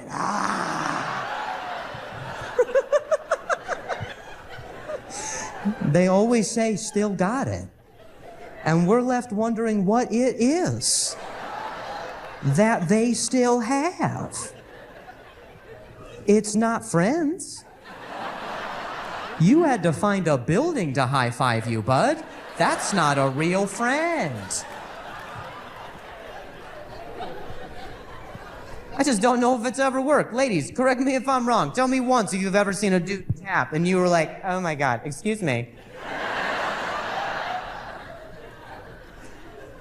I don't normally do this.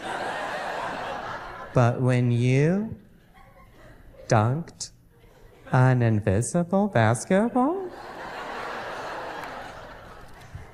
on that imaginary hoop with literally no one defending you, I queefed. I don't know the end. Sorry. I don't know the end. I'm sorry about that. Sorry. I don't know what that's not a... Sorry. I'm sorry about that.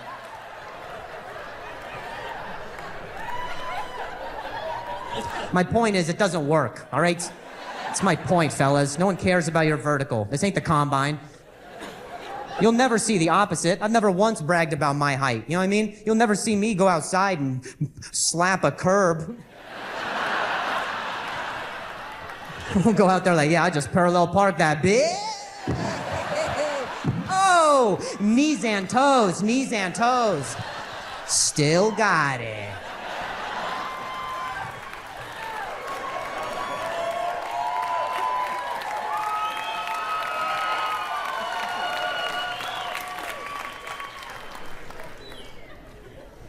My wife is taller than me, and you knew that.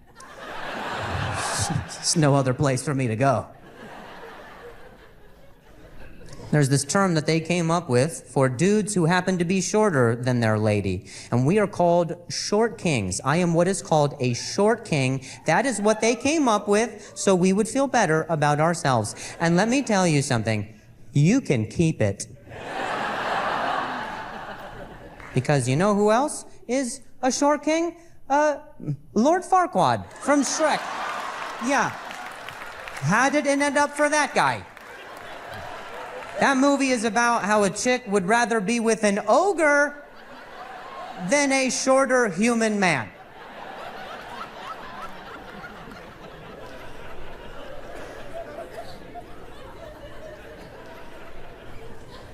I envy dudes who are taller than their chick. I really do. Because if the mood strikes and things get hot and heavy, you can just pick her up and take her to the bed. Not me. I have to ask. Ooh, so spontaneous. Hey, babe, do you want to go to the bedroom? Why? I will tell you when we get there. It's not sex, I promise. It's a surprise. Oh, I'm naked for a different thing. Don't worry about it. It is the most unsexy thing to lead your taller wife via the hand to the bedroom, dude. I look like a toddler who saw a toy he likes. I'm like...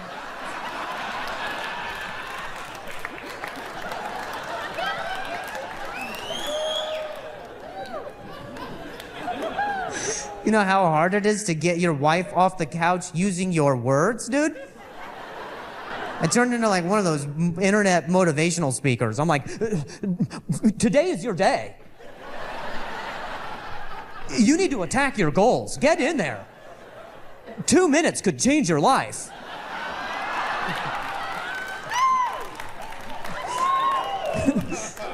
When that doesn't work, I talk to her like she's a dog before bedtime. Let's go to bed. Come on, we're going to bed. Come on.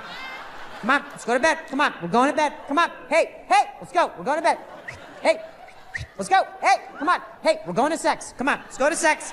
Come on, we're going to sex. Come on, we're going to sex with me. Hey, come on. Hey, put it down. Put that down. We're going to sex. I'm going to sex without you. Come on, let's go to sex. Hey, we're going to sex. Where's your toy? I gotta get her toy. Where's that?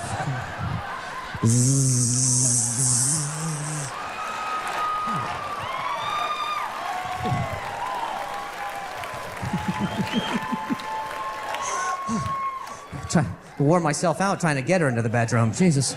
Yeah, she's got her toy. She'll be fine.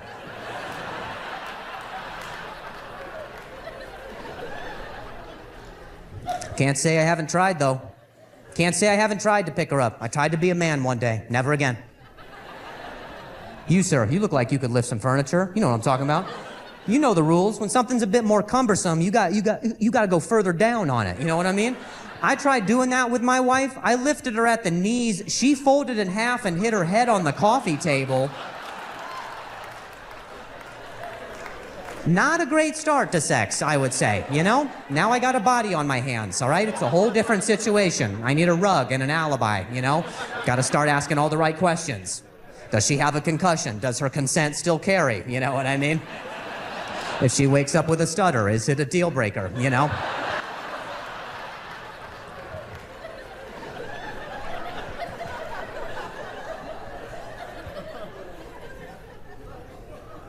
There are some perks, though. Let me tell you, there are some perks that they don't tell you about sexually. There's some things you might not even know. Like, my wife and I, we tried to 69 one time. I don't know what that position is for you guys, but I'll tell you what it is for us. That is where I please my wife with my mouth, and she talks about how ashy my knees are.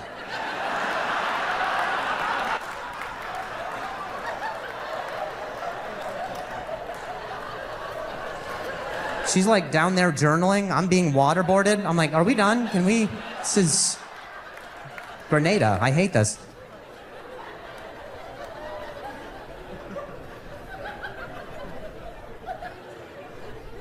I'm sorry. I know it's weird to imagine me having sex. I'm sorry about that.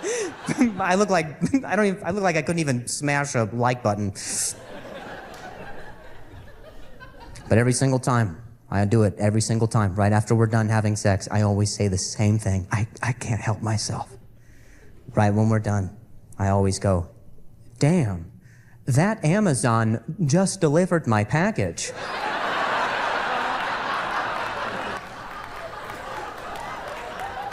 And she does not like that at all.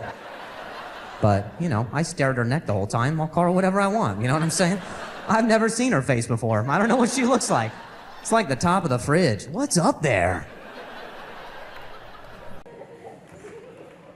I don't know about you, man. I don't know about what you got up to in quarantine. What'd you do in quarantine, sir? What'd you do? Drink? What? Oh, what is it? You just... Oh, that's amazing. Okay. This looks like this dude is passing the torch of alcoholism to me. That was very symbolic. This is my... Oh, it's a Spokane tradition. Okay. Last night was heroin night, but tonight... Why couldn't have I performed last night? This is awesome, man. This is great. What, did you make this? That's awesome, man. You blow glass? Sorry. That's what it's called. Don't innuendo it. It's what it is. Glass is his wife.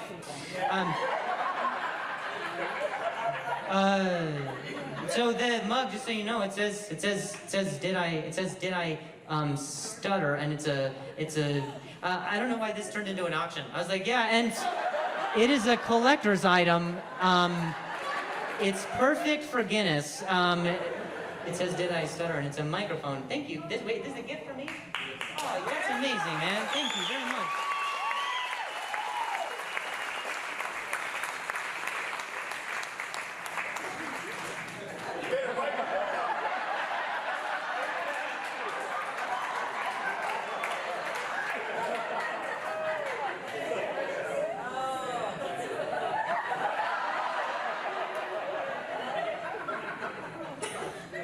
It's hard not to feel like a bartender when you do this. Yeah, I knew Lisa.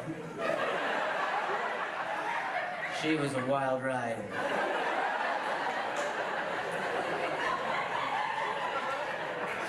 We used to mountain bike naked in the night.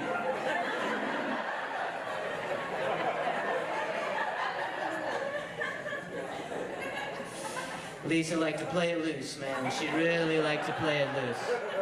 And yeah, she got around, but it was just one of those things, you know? Worked in this bar 25 years. I've worked in Lisa for 40. She's about this size. Hey, don't encourage me. That's not appropriate. It's not, and I want to put my water in it, so I want this scene to be over.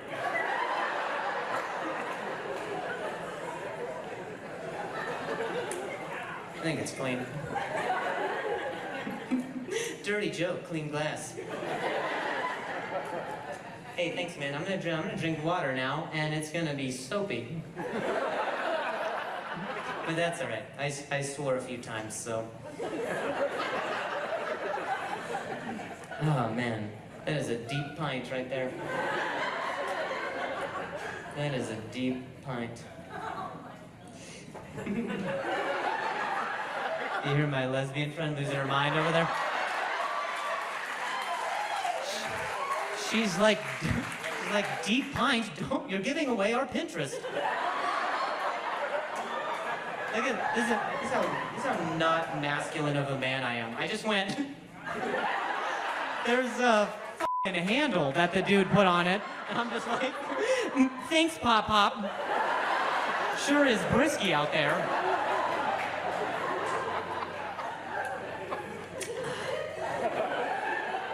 Man, my grandpa makes me things. That's awesome, man. It says Dan? Is that you? C. Oh, like yes. Oh, okay. I was like, wait, C? So can? Like, what do you? Ooh, he blows glass with his legs. He's a classy chick. Okay, come on, Dan. You could have just wrote it once. You knew I was gonna say it twice. You didn't have to. Now he's just fucking with me.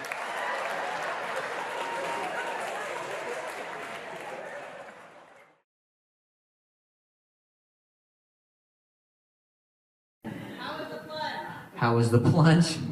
You watched that? I did a video a few days ago for whatever stupid reason. Oh, good. Okay, well, yeah, you watched it. Cool. Yeah, well, if you guys are so good at seeing things, why don't you see if you can find my balls out there somewhere? Because they don't live at home anymore. The plunge was, it sounds like a knockoff plumbing company, you know what I mean? We'll come do it, we'll do your drains with a plunge. It's like the break room of a PCP piping company. Sorry, I didn't think there'd be so many P's in that. You never do, but it's the poops that are the problem. Am I right, guys? In Vermont, it had been about 20, maybe 20 degrees Fahrenheit. It was actually kind of like a warm front that was happening over there. I know that's crazy to say, but it was like 20 degrees. I know in California, it's like, it's 60. We're like, fuck! Build a fire, get the canned foods. You know what I mean? Call your family. I had to wear a light fleece. I can't do outdoor dining. California. Because I knew the water was going to be cold. I knew it was going to be cold, right? The lake that's there in Vermont, it's like, you know, it's pretty much frozen. But they've got this little area where other idiots like me are just like, yeah, you can go in there and you could probably die. Why not? Why not?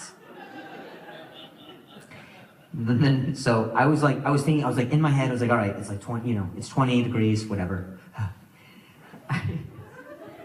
The morning I wake up where I'm supposed to do this plunge, it is 0 degrees. I actually thought, like, I thought it was one of those things where, you know, when the power goes out and, like, the clocks are, like, blinking 0, I was like, oh, there's no fucking way that's... I tapped it, and then my father-in-law was like, it's not electronic. I was like, that's a problem. 0 degrees? I was like, is it like Celsius? He's like, no, that's Fahrenheit. I was like, okay, well. Pass your daughter on to someone else. Make sure he's tall. Have tall kids. And I went that morning. It was so cold. We kept the as you saw from the video, the car was on because it was warm. I went up to the little water hole, and I jumped in. I had underwear, socks, and a beanie, and which are things that stick to you when you get out. If I do it again, I would have done it naked for sure. I don't care, in all my tiny glory, and all my little tiny, little cold-ass glory, I don't care. As soon as I got out of the water, the beanie froze to my f***ing... I had to, when I pulled, I don't know if you can see it in the video, I pulled the beanie off, parts of my hair came out with the beanie. That's how quickly it freezes. It's 0 degrees. So when I jumped in, the water was actually so dry, and which is so weird. You know how cold it has to be for water to be dry. So it wasn't until I got out, and then you can see in the video I'm literally screaming all the way to the car. Did not do that for a comedic effect at all. That was just what was in my heart.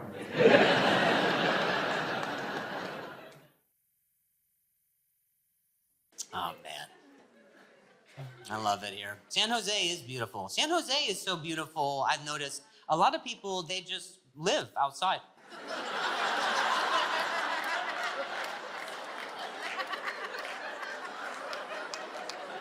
You know, I always thought camping was in the woods, but apparently it is right in front of Chipotle.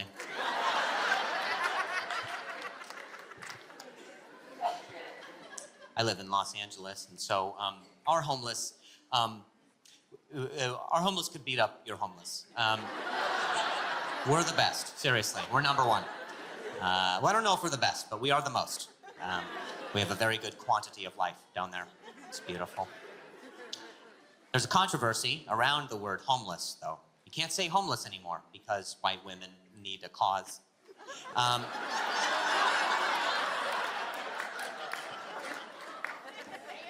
You're supposed to say unhoused. It's far more humane. That's what they decided from their homes, probably. They just call each other on the phone like, hey, Amanda,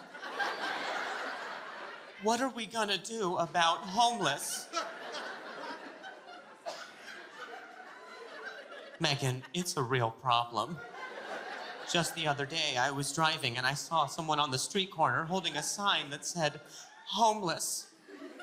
I rolled down my window. I said, excuse me. It's unhoused.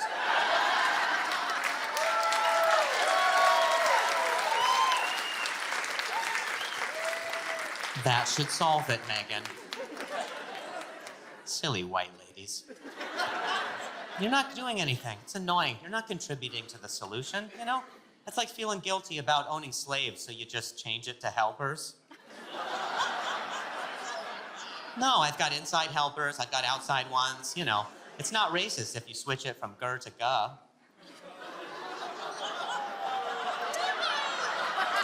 Yeah, we changed 3/5 of the word. Do you guys know history? Anyway, but I found that it's not enough. It's not enough to just make silly jokes or commentary or even the charity. We have to do more for them. We have to be critically thinking about how we can improve this situation, because I do think that there's a serious issue with the homeless crisis in our country. And I have given some ruminated thought onto how we can resolve it. And here's what I came up with. We need to fix global warming. I think conditions are too livable out there.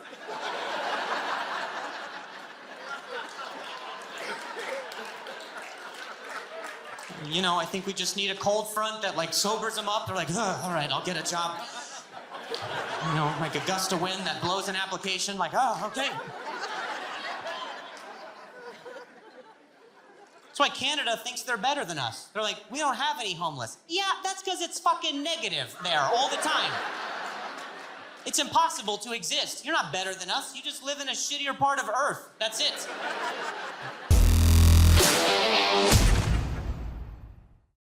Hey guys, my stand-up clips don't usually have me in them talking to camera, but something happened a few days ago that I think is worth a video explanation. In my 12 years of performing, I've never experienced anything like this before, so let me walk you through it. Oh, quick heads up, if it's not clear from the title, there is a loud explosion in this video. So if your ears are sensitive or you are wearing headphones, I would just take a second to adjust accordingly.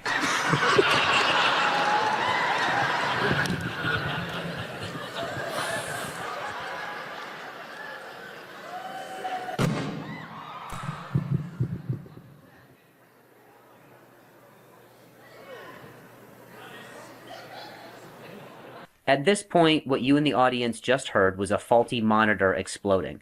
It shocked not only my nervous system, because at the time I thought it was a gunshot, but I'm bent over because I just became aware that I could not hear out of my right ear.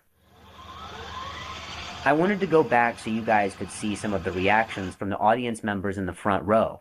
Based on the way they reacted, I think they also thought it was a gun going off close by.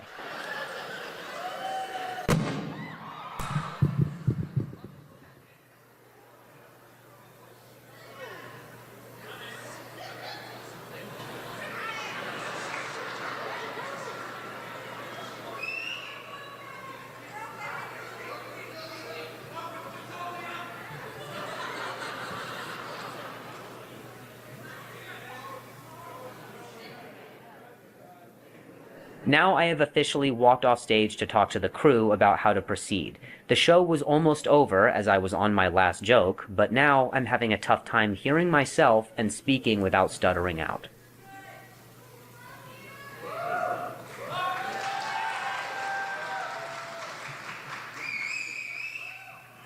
Okay. Hey, you guys, yeah, sorry, I can't hear it. I don't know, what just happened there? Okay, I'm sorry, you guys can hear me, okay. Okay. I can't. Are you okay? Yeah, I can't, no, I can't, I'm sorry, I can't hear how loud I am on this ear. Yeah, I can't hear it. You guys can hear me okay from this ear though? Or you guys hear me? Okay, yeah. Sorry. Yeah.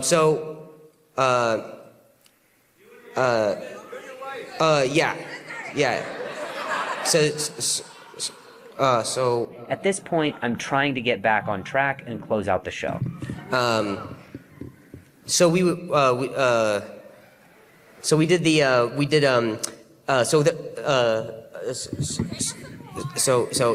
Yeah, sorry.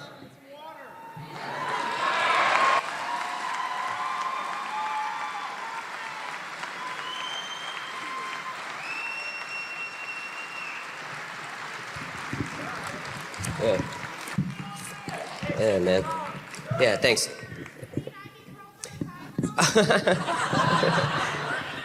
You said, what did you say? Ibuprofen or Tylenol?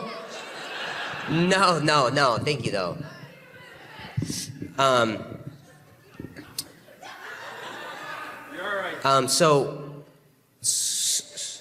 So we did a, there was so we did a, man. Oh, yeah, so we did, so I'm sorry.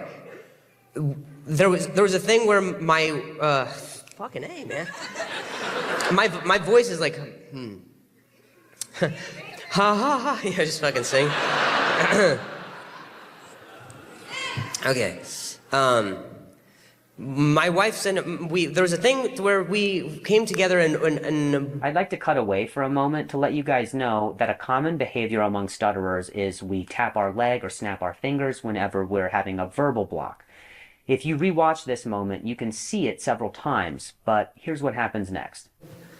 So our issue,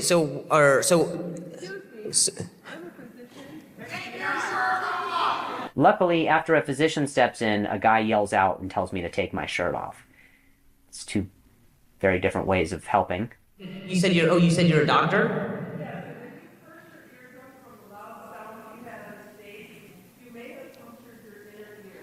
She said my... Wait, really? Okay, okay. Help. I don't... Do I lay down? Do I call you? I don't know, I just don't know what happened, and so I'm trying to, and I can't, I'm just trying to, I feel like there's like a, I feel a little, just like, just a little lightheaded a little bit. Yeah. So,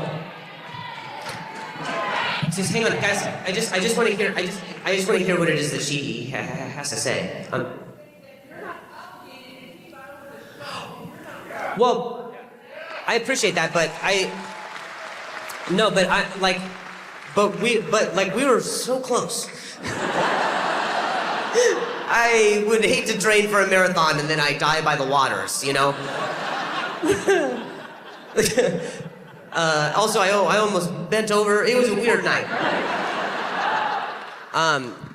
Okay, so, all right. If there's I'm gonna try to do, because I just had one other thing. I can't remember what the thing is.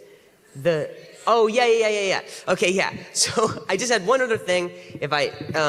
But, man, I'm so sorry. My stutter, I'm sorry. I'm so sorry.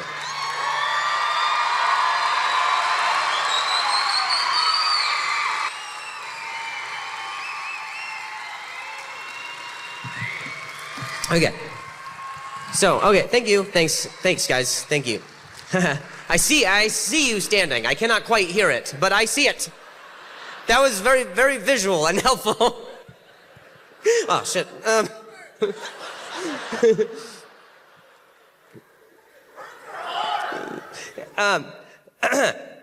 So you'll never believe this.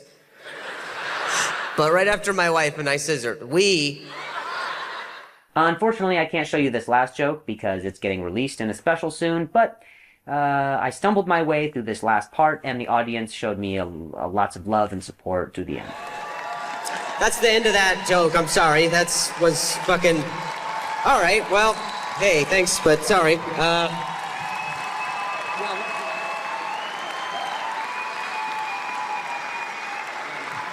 Hey, oh, thanks, guys. Thanks. Sorry about that. Okay, so, yeah, so thank you guys. Appreciate it. Thanks. Yeah. Is the physician, she's still here? Yeah. So, after the show, do you mind, do I give you my insurance? Like, what do I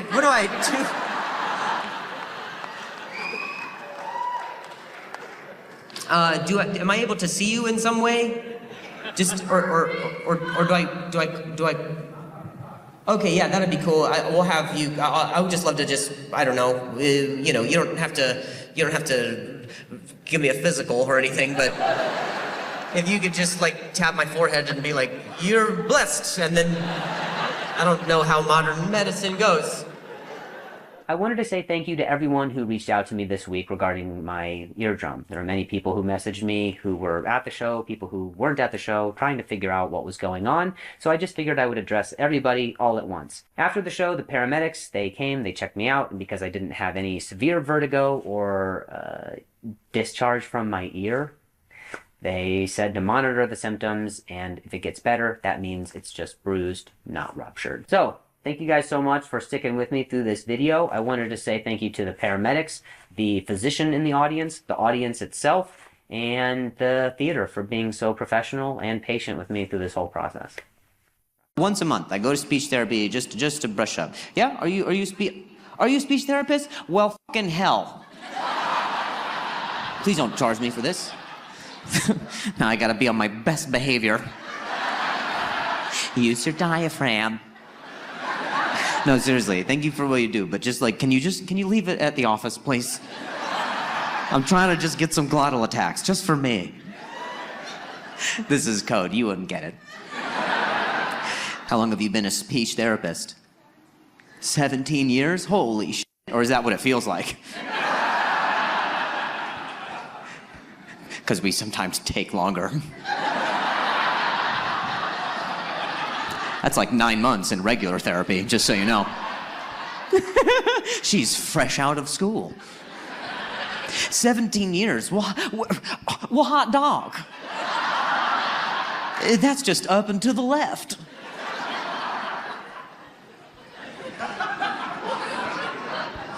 That's cool. Do you work mostly with kids? You work mostly with adults? Mostly with adults? Hot dog, a dog, a dog.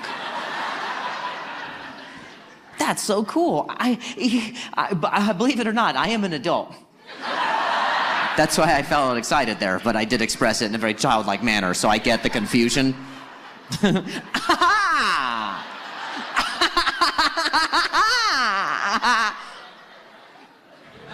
I do look like I don't have good coordination.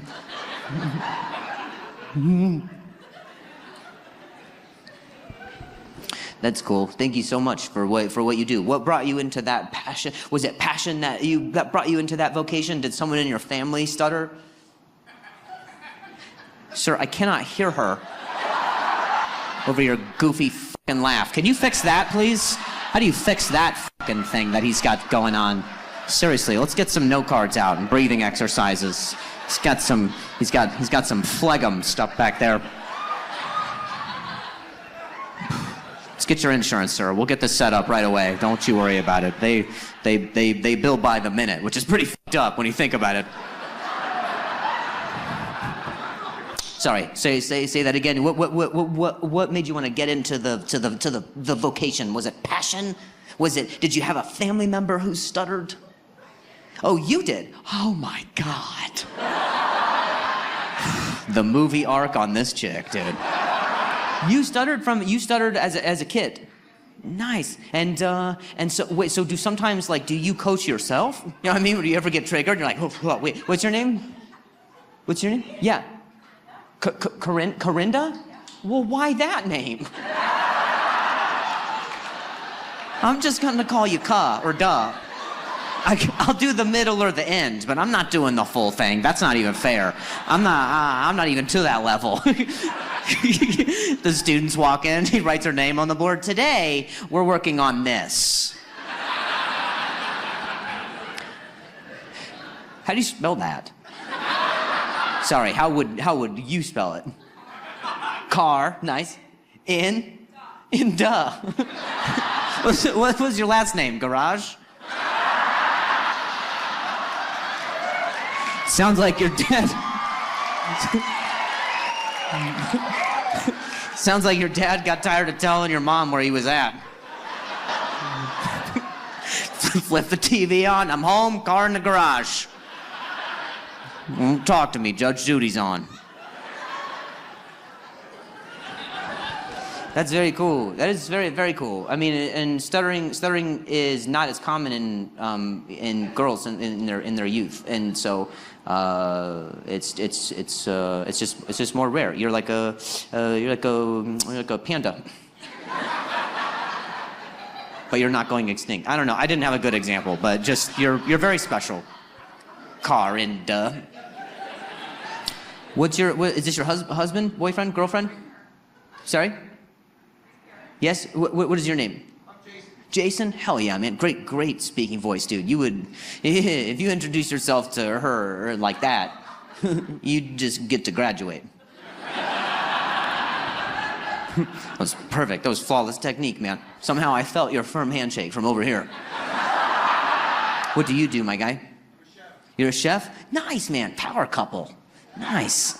Long day of her just getting all stuttering blocks, and you're like, don't worry, babe. I fucking threw some cumin and saffron, and I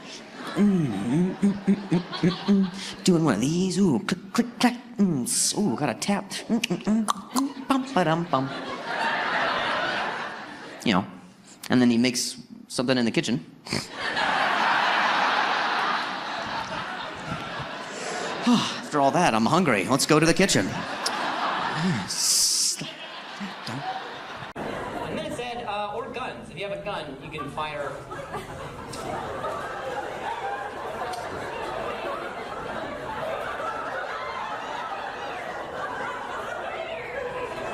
Spider, bro? Hey, don't hit.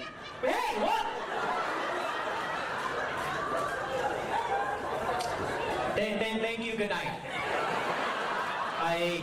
We don't know where it went. Okay.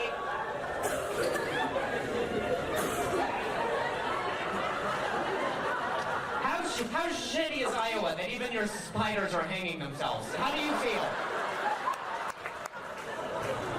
Bro, you see this web? Look at this shit! Oh my god!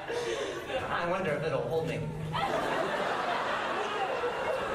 That's how Des Moines this shit is. I said Slipknot earlier, and God made it happen. God loves crazy people.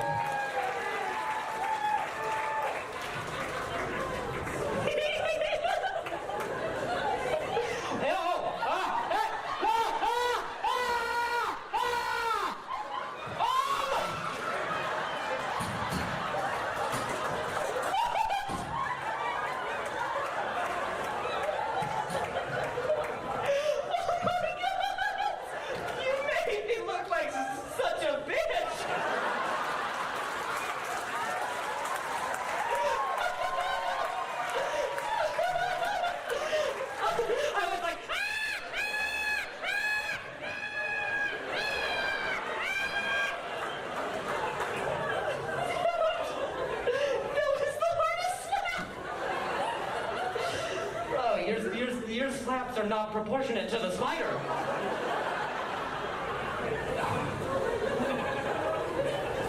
Did you see the way it moved?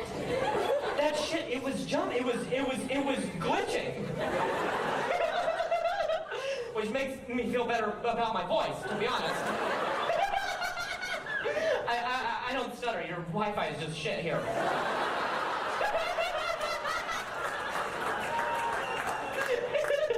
The spider was walking like he was trying to be a spider for the first time. He was like, na na na na na na na na.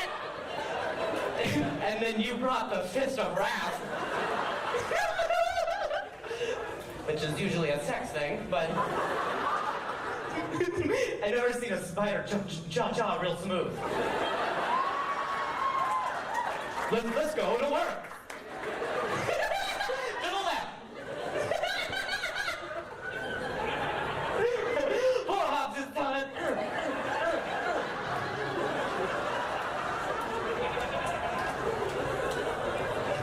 You know when you think you can feel it? Like...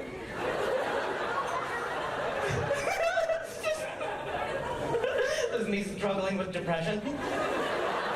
Hey! It's Friday! I don't know how he found me. I specifically wore camo.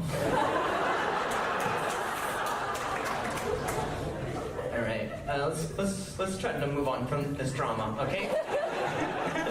I've been hit in the face with a softball, and this is the worst thing that's ever happened to me.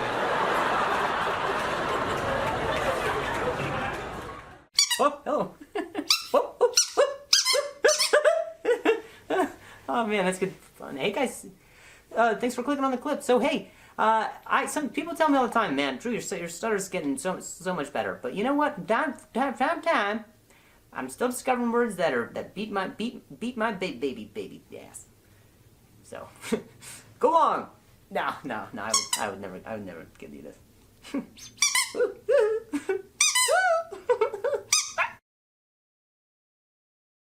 I'm distracted here. You got cute little baby carrots over there? Like a mom that packed a snack for yourself. Sometimes I pack extra. What do I do with it? What is this place, man? Should I be doing comedy or teaching a class? What's your guys' relationship? Oh, coworkers? What school do you teach at? Mine's this comedy club. You work at a home care company? So I wasn't far off with the packing lunches thing. Oh, you care for the elderly? Well, you've got good business in Erie, don't you? I did a 4 p.m. show just before this, and I'm telling you, I had to take breaks in between jokes to do bingo numbers. That's cool. Caring for the elderly. Add that to the list of words I can't say. Did you see that? The ghost of old people just got me. You make fun of us, damn it! With your tennis ball shoes! Those were for my walker! Well, that's cool. What? So when it's time to laugh, I laughed back.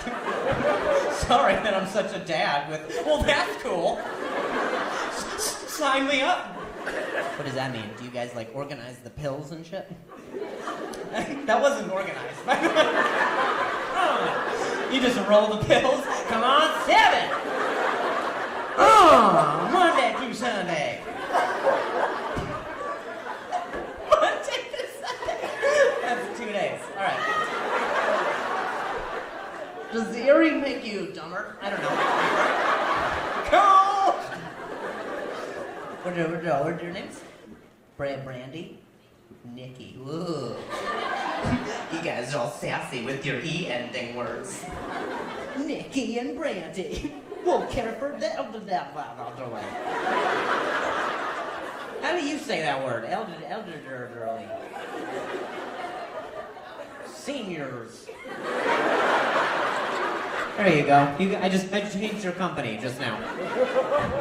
We help seniors. Am I getting older as I'm doing the set?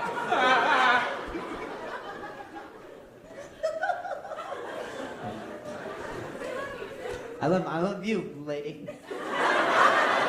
Oh, that was you? Shit, my ears are going. Can I enroll, please? Harold! Every old lady's looking for Harold. You don't need to hide that you're on your phone. I see you. Oh, you're on your phone? Translating for me. To who? Oh, she's speaking Spanish. Oh, gotcha. She's probably, dude, I'm the perfect. I should bring my translator, and she'll talk to your translator. There is 4 languages of barriers between us.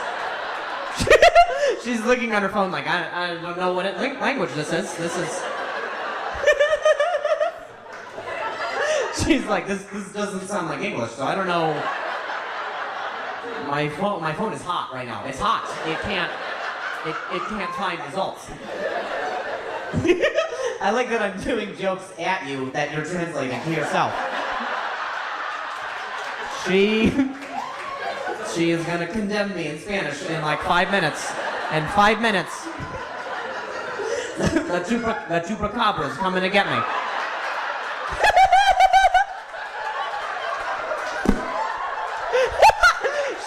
She understood the chupacabra. You see that? I gave her a... So, it's a little spoiler for what's to come.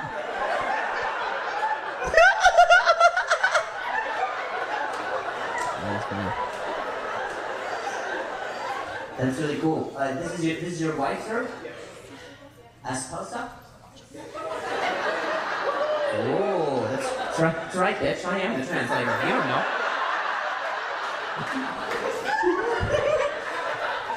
I'm gonna do this show all for you guys, and I go back. I do the whole thing in Spanish for her. And when I go back to that orgasm joke, I go, Dios mío! Dios mío!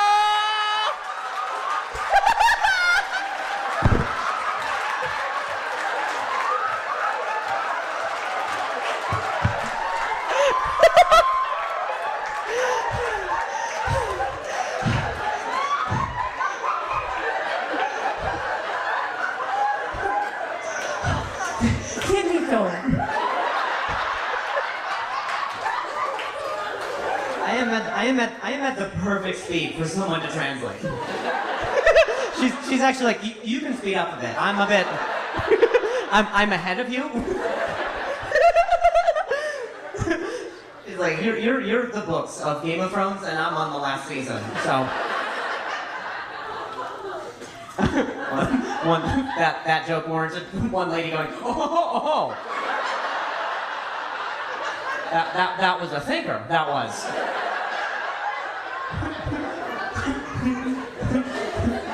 Está muy fácil en mi cabeza.